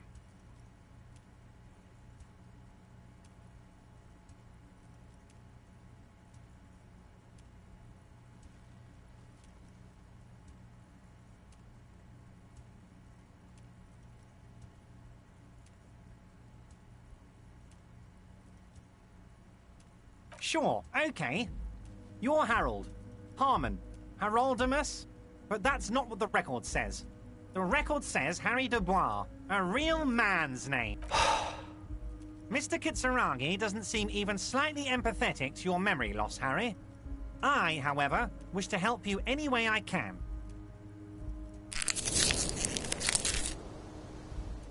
But of course, Harry. Your precinct is the 41st and you live in Jamrock. You're a Jamrock boy. A long way from home, but that's okay. Family? Harry, you're not a family man. There's not one peep of family in here. Unless you think you're a family man. Do you strike yourself as a family man, Harry?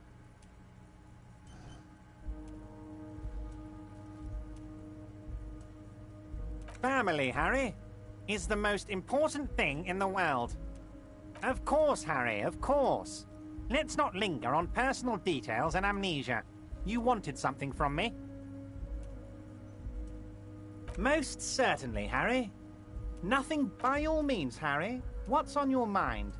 Am I going to ask? Hell, Harry. You spin-kicked my strongest man in the face. I saw it from my window. Would you ask a man like that how he got into your container yard?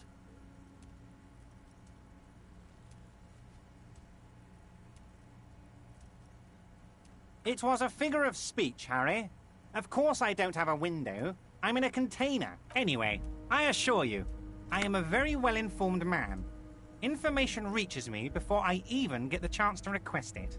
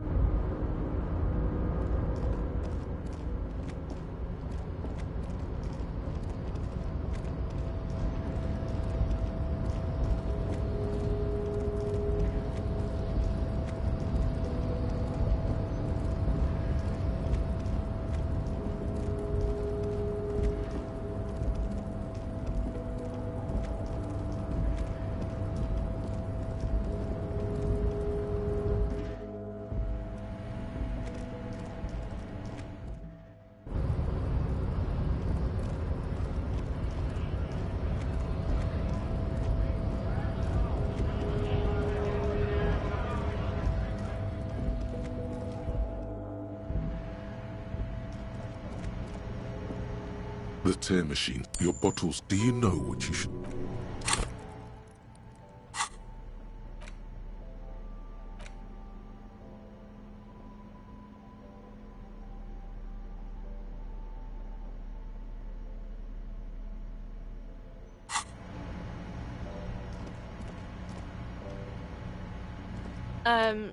Is this about the questions again? Wow. I didn't know you worked for the union, sir. Anything else I can do for you? Blow the whole thing on speed and gin.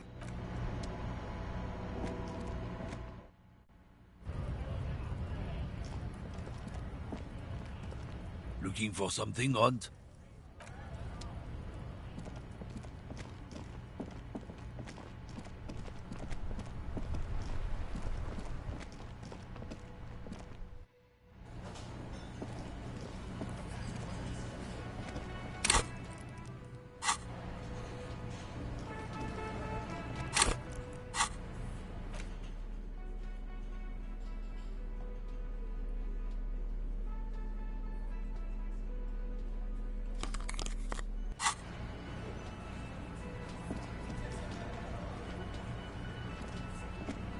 It's you again.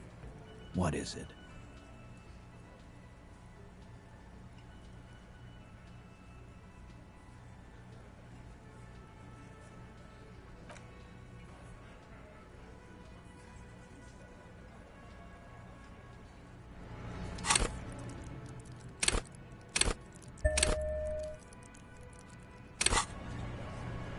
It's you again. What is it?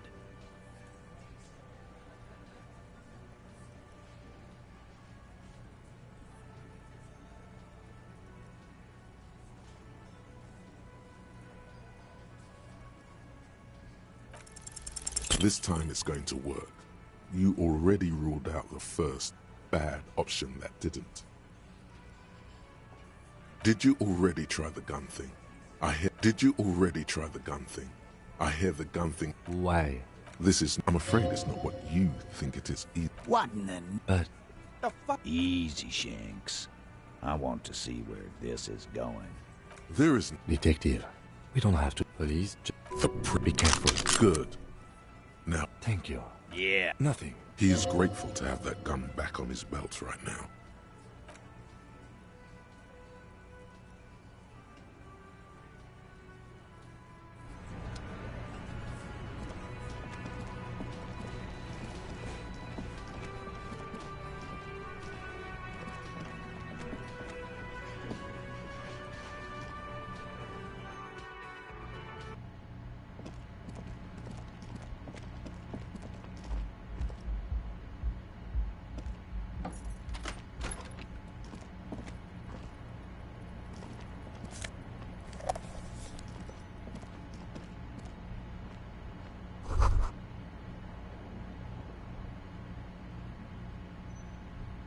Kim also tries not to look at the pile of taped viscera on the carpet, or the weird suitcase on the hat rack, or the potted plant dying in the corner.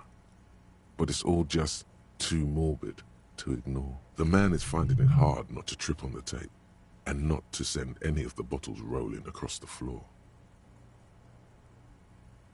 Where unidentifiable sludge makes it hard for him to breathe. Smells of vomit in here. I can see that.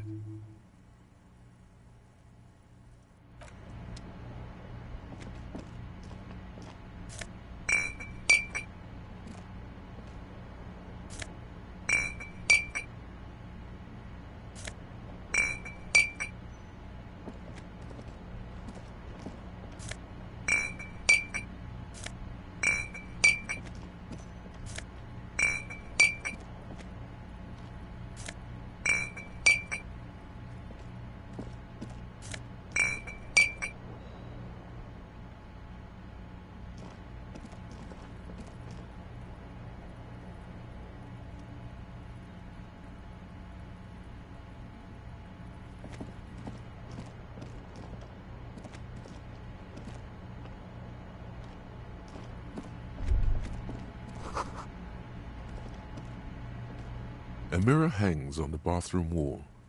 In it, your face.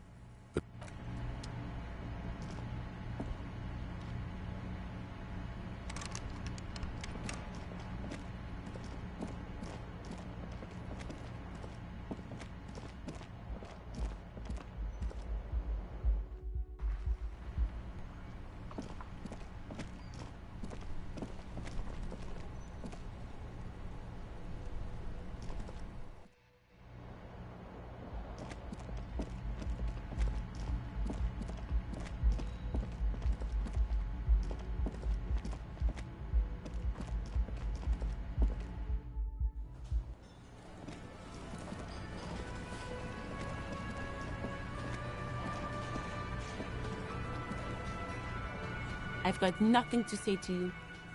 I am not. You could be, Liz. You could be anything. You could even be a model. Even a mod? Glenn, I went to law school. I am an attorney. He's right. With a face like that, she could be on the cover of Le Debutante International. Please, do.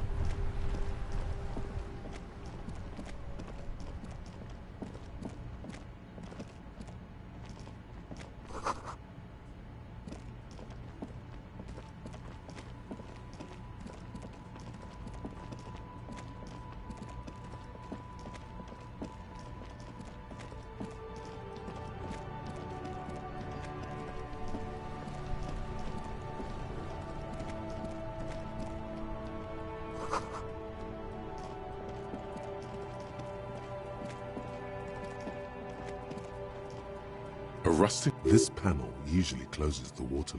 Nothing happens. Nothing happens. Nothing happens. A spring brings... Wasn't there a sign over there saying...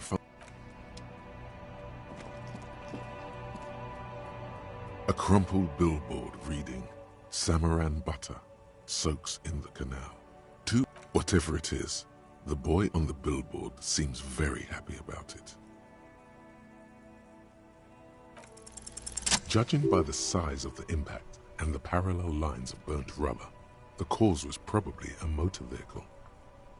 These look like the same tire tracks I saw earlier, in front of the whirling rags.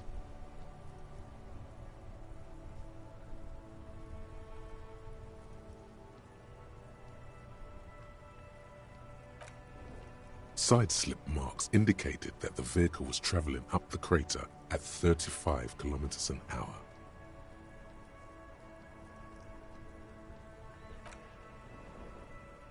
The black marks on the roof indicate that the vehicle vaulted from the crater to the roof of the shack. The panel served as a takeoff ramp.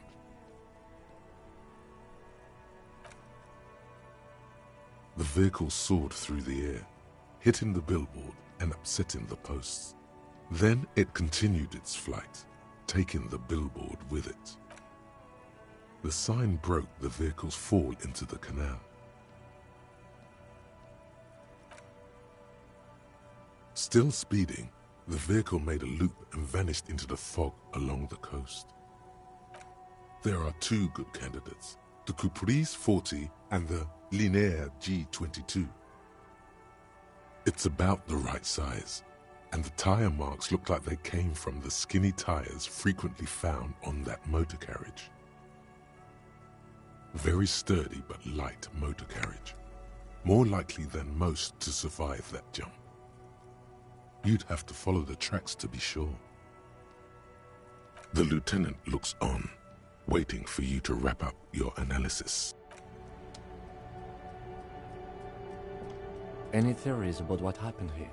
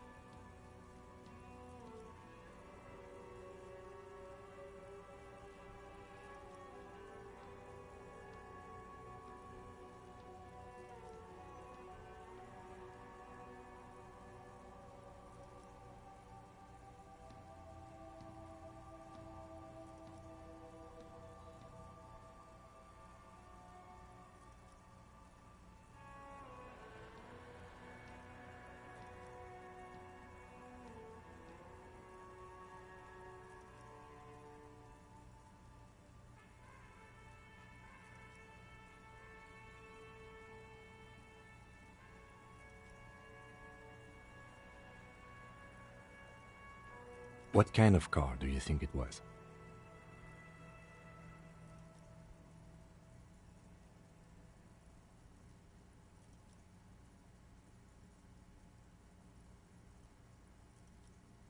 That's quite likely, from what I can tell. Oh.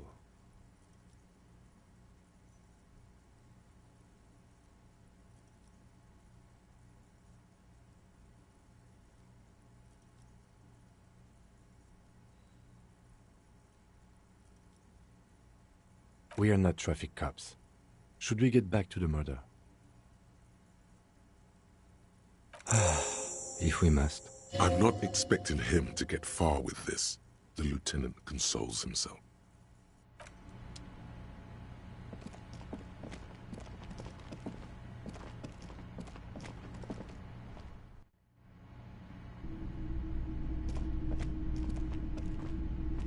Wow, a very large red t-shirt with an impressive print stands out from the other garb. Oh yeah, the print depicts a muscled man striding toward you, a giant sword in each hand, encircled by burning embers. Behind him is a cluster of cabins engulfed in flames. Beneath him are the words, Hyundai burning.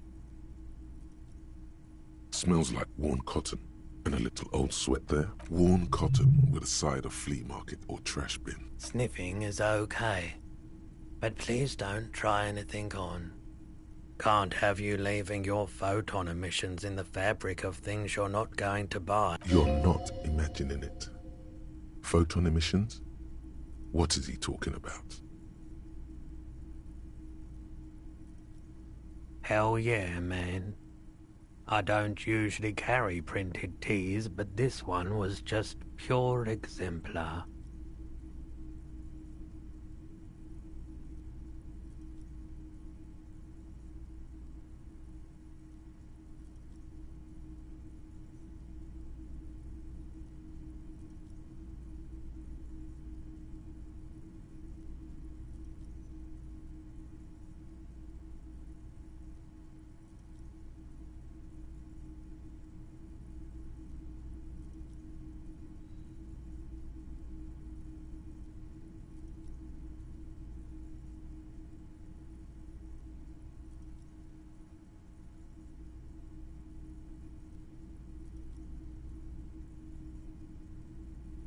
I wouldn't go so far as to say that I'm a fan, but I do think the Hjomdalaman saga is an integral part of our shared reality. Most people don't think that the man from Hjomdal really existed, but they're wrong. I mean, even if the man from Hjomdal didn't exist before the adventure novels, the stories have made it so that he has. It's simple, really. Okay. You sound skeptical. It's not that complicated. All that's required is a more robust understanding of cause and effect. Besides, I've been to Kotla, though not quite as far north as the Hjomdal, and watched northern lights travel across the sky. Very unique, energetic tides there. Very, very unique energies indeed. Geomagnetic ley lines, one might even say. Stop talking about this nerd stuff. It will make you weedy. Buy the damn shirt already. It's powerful. 2 real. That's dirt cheap. But why?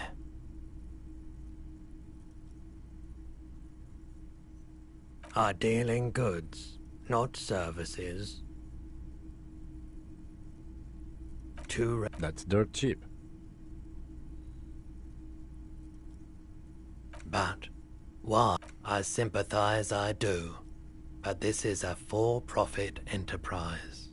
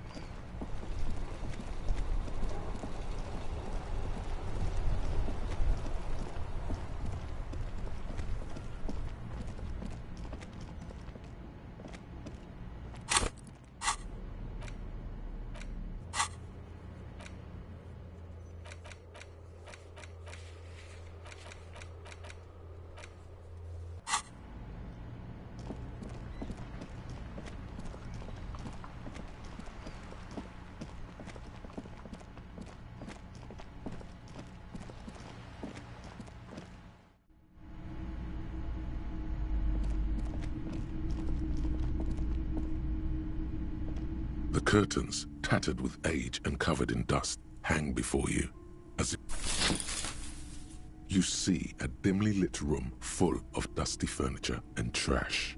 A doorway stands in the back, covered in dozens of scary little cage-like trinkets. I warned you! You're unleashing forces beyond your understanding!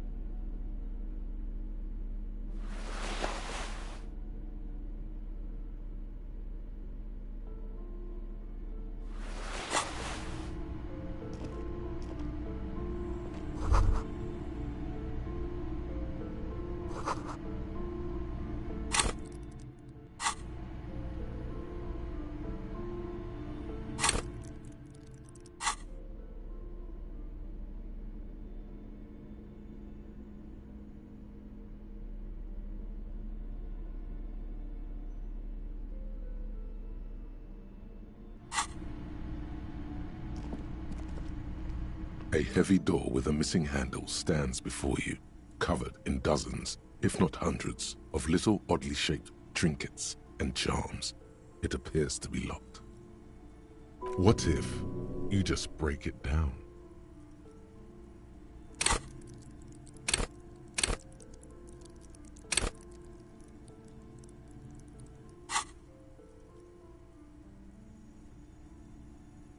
That's right.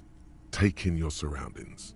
You need to have a solid ground and a proper posture if you want to succeed.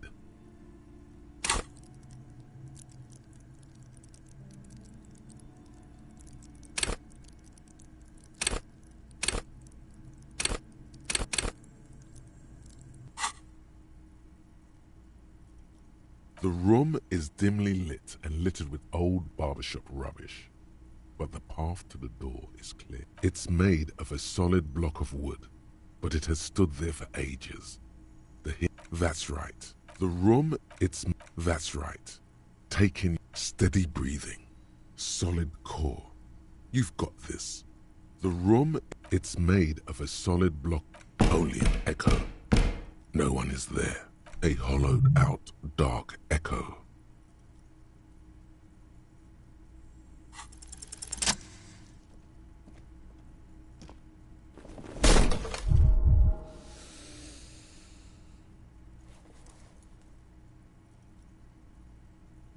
You smash into the wood and see a small crack appear on the doorframe.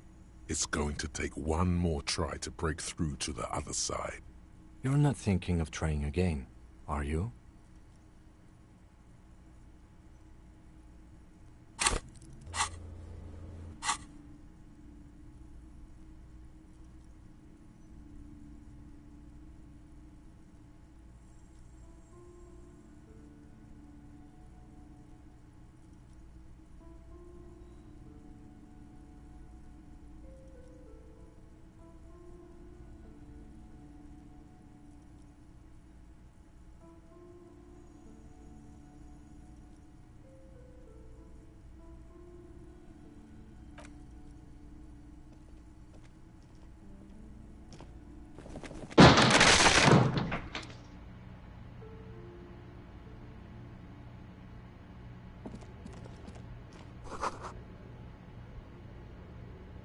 What is this place?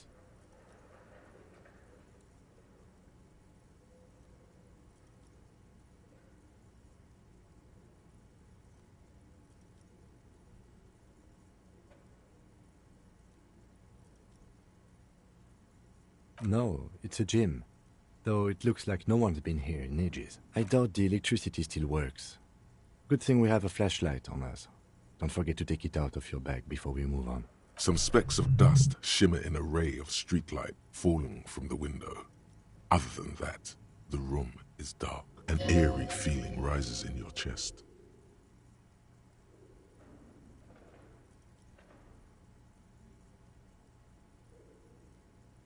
Yes, because it's closed. No need to look for supernatural explanations where a banal one will do. Now let's move on, shall we?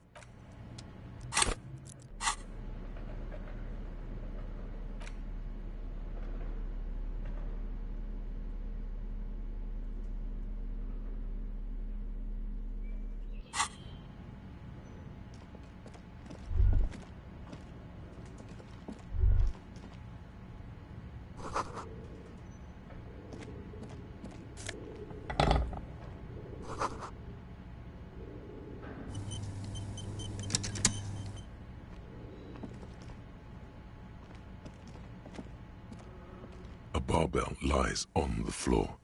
The color has worn off its weight plates. It's 60 kilograms. Your triceps hum at the sight of these weights. Show the world what kind of beast it's dealing with. Lift them. There are no collars on the barbell. This is a safety hazard. Why does it feel so familiar?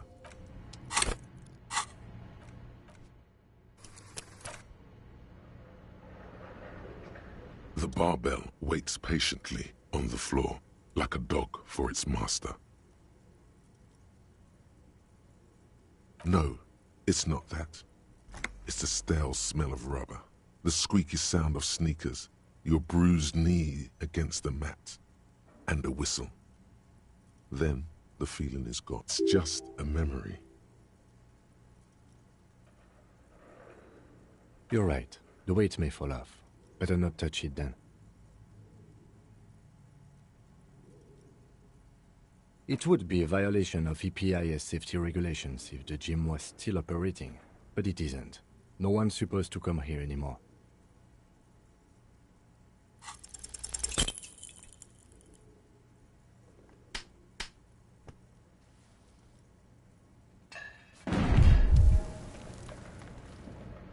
You feel something in your chest, an unnatural pressure. It's spreading to your left arm, your jaw. No, it's many years of combined self-neglect and self-abuse. All you feel is pain and weakness. You have to surrender now. We all do. It gets so dark. You don't even see her face, like you always thought you would. You only see pain and fear. Cop suffers final heart attack. A detective lieutenant of the RCM passed away yesterday. His death, though abrupt, did not come as a surprise to those who knew him. He was the heaviest drinker I'd ever met. Captain Ptolemy Price, the deceased superior officer, commented, "That ain't easy on the ticker." He loved his liquor, sure, said Detective Chester McLean, friend and colleague. But I think before he ever had a heart attack, his heart was broken. According to an official statement given by the RCM, the officer was on the brink of solving a murder case.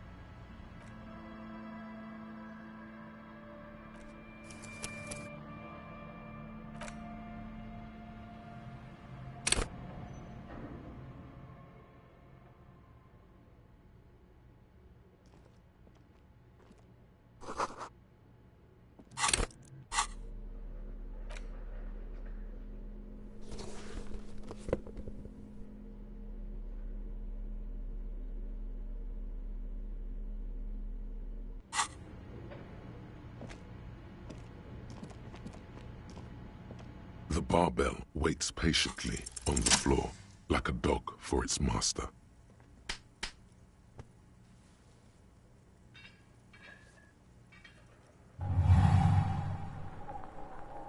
Conjuring up an inhuman amount of strength, you raise the barbell up in the air. Your biceps tremble, but you're a savage. This is a children's game.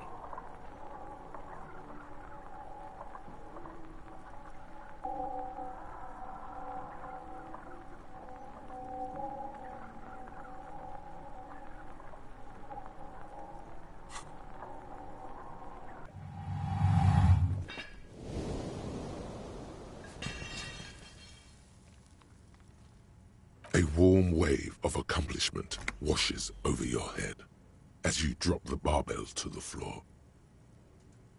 Hey, but you're still in a ghost house. What if someone heard this? What if they know you're here? Good technique. No, it's just a memory. You're right. The weight may fall off. It would be a violation of EPI.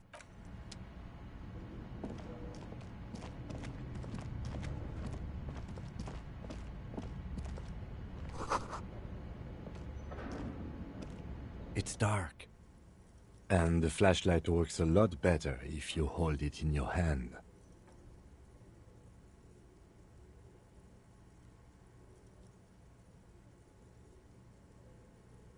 Yes, you might even call it a feature of the universe that you need to hold tools to use them. Right. Now let's get to it. Some areas are inaccessible without your flashlight. After you've acquired it, go to... It's dark. And the flashlight works a lot better if you... Yes, you might even call it a feature of the universe that you... I'm sorry, the fundamental laws of the universe don't seem to agree with you, detective. But the fact remains that it's too dark to see in here without a flashlight. So come on, we've got work to do. Some areas...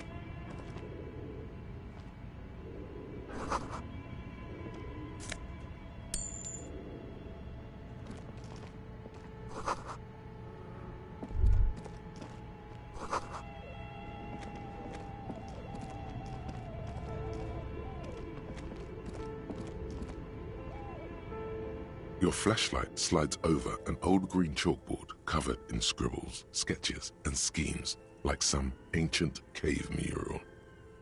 Some of the writing has faded with age, but you can still make out sections here and there. Photos and drawings have been pinned to the board. These lithe, pointy-eared creatures appear to be different types of welkins. You make out autumnal candle welkins casting wax-based magic. Translucent welkins with organs shining under their skin, and even ether welkins hailing from the vast emptiness of sidereal space. Who are all those creatures? Fantasies of a tortured, feverish mind? One of the welkins, towering among the rest, appears to be different, however. It's Vara Hamira, a high welkin, his face white and scarred like cracked marble. This is clearly a welkin supremacist. The note says, all non-welkin races will be purged. The Haldor, the Tuorg, the humans, and even headless men, all of them, purged. Imagine a world filled only with welkin, green welkin, dread welkin, and the high welkin to rule them all. An inordinate amount of time has gone into drawing these little welkin creatures.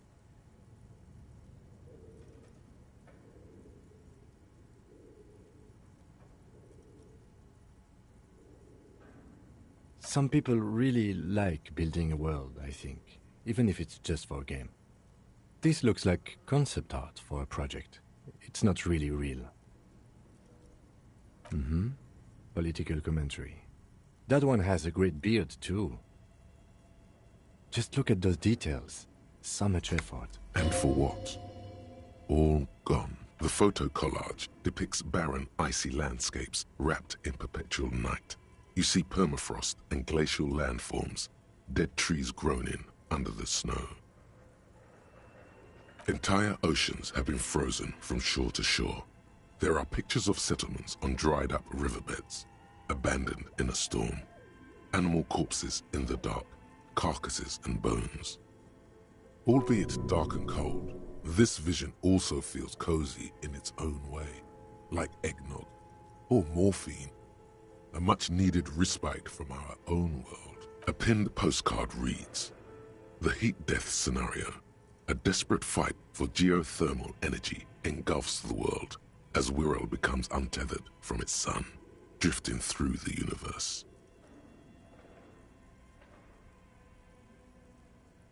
This is a monthly calendar from the year 50. Cryptic words like sprint, daily minimi, and GPI span the marker-drawn grid, the grand scheme of production and money. It looks a bit like an academic calendar, only much more brutal. As time goes on, the numbers in the boxes grow rarer and rarer. The board becomes an empty snowfield in the final days. Only failure and regret dwell in this region. Looks like they didn't make it. A note in the bottom left corner of the chalkboard says, "See the prod schedule filament for..." The handwriting is only partly legible, but you can still make out 3 slogans: "Call in, tune out," "Wirral untethered," and "Heat death of the The full text reads, "Heat death of the universe is the new black." Another note says, "The biggest advancement in role-playing systems since the 30s. Outside, a cold wind wraps the building in its bosom.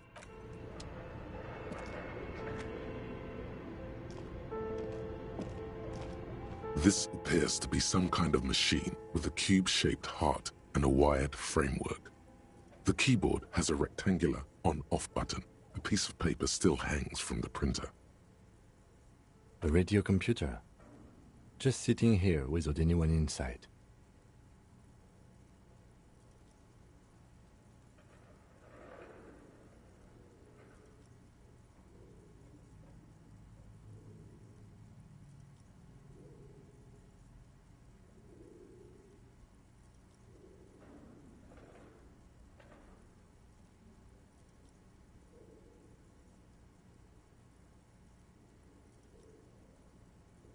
We have one of these down at the station, but I never really learned how to use it.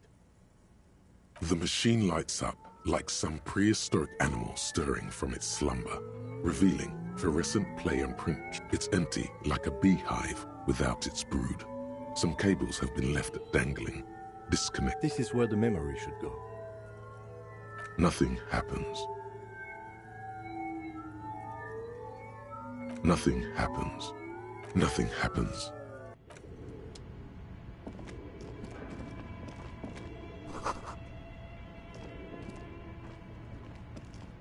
This old fireplace is covered in lines drawn in blue and red marker, the mesh spreading over the stone like blood vessels on alabaster skin. A diagram for summoning some time-forgotten being. The symbols seem very esoteric.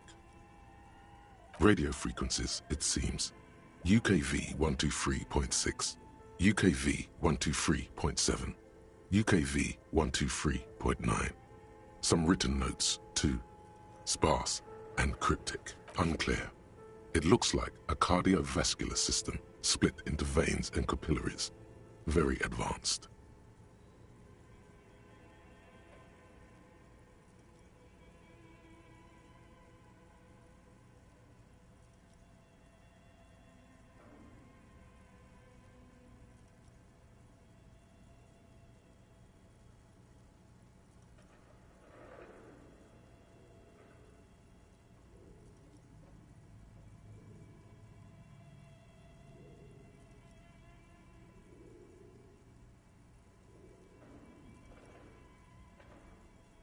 You think so?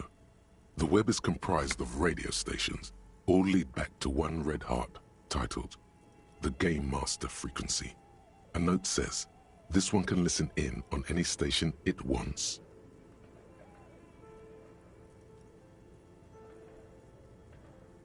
Looks like a surveillance program.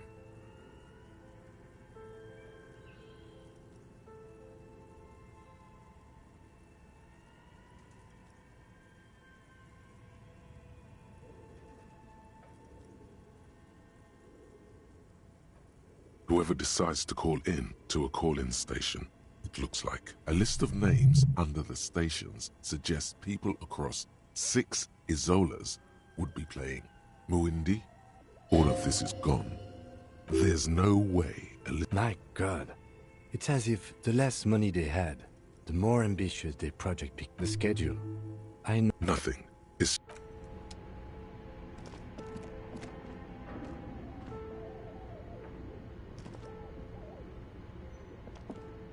Okay. What do you think is going on with that computer, chalkboard, and fireplace?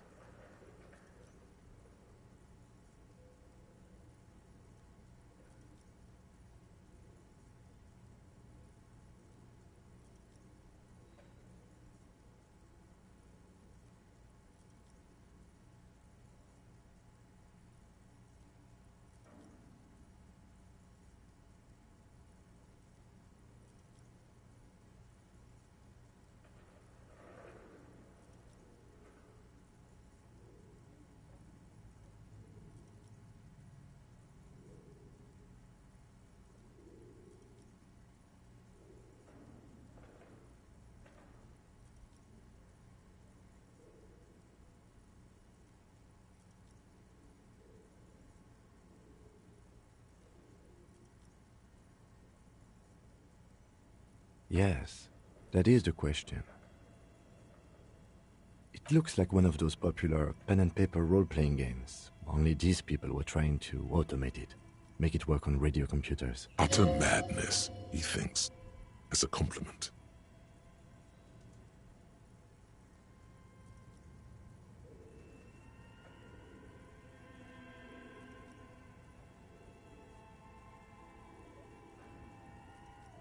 Through call-in stations, none of the players have to be physically present. Anyone in the world can participate in the game, as long as they have a two-way radio.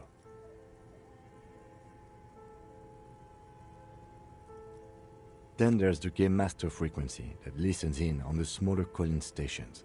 I think that was supposed to coordinate the stories, functioning as a master of ceremonies of sorts.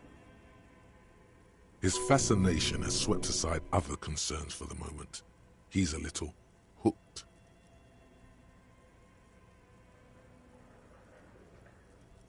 Not to my knowledge. They make automated games in Graz, Messina, Königstein. But I don't think anyone has attempted to create an interisolary game before. We just don't have the technology. Indeed, those Welkins are a dead giveaway. Role-playing people love that stuff. The world looks like a modified version of the WeWorld board game, with hit death thrown in. No idea. They stopped filling out the schedule on the chalkboard. Indeed, it's ambitious and untethered from reality, but...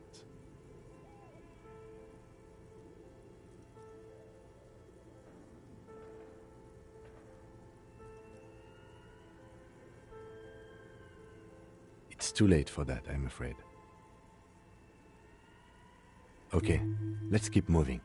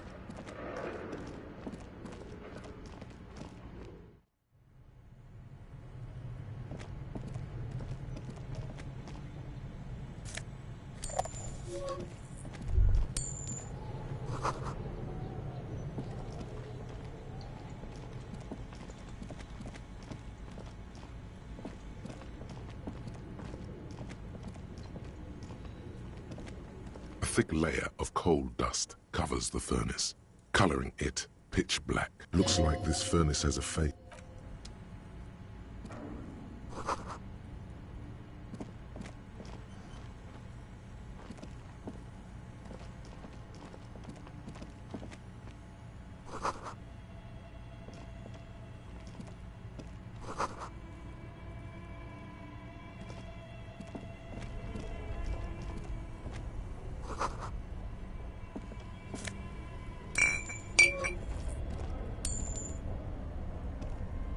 Two cables are plugged into the breaker box. The red one leads off into the darkness, and the black one to the ice cream maker nearby. Rip the red one out. Look out, giant. Don't rip the red one out. You'll awaken the ghosts.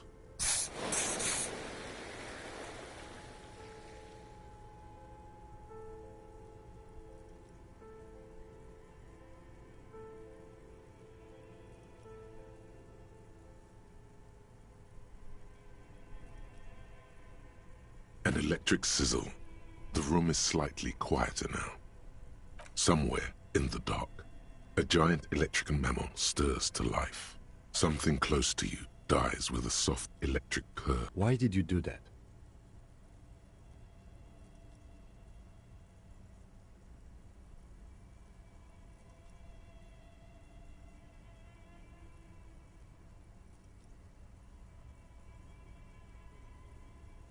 The lieutenant raises his brow.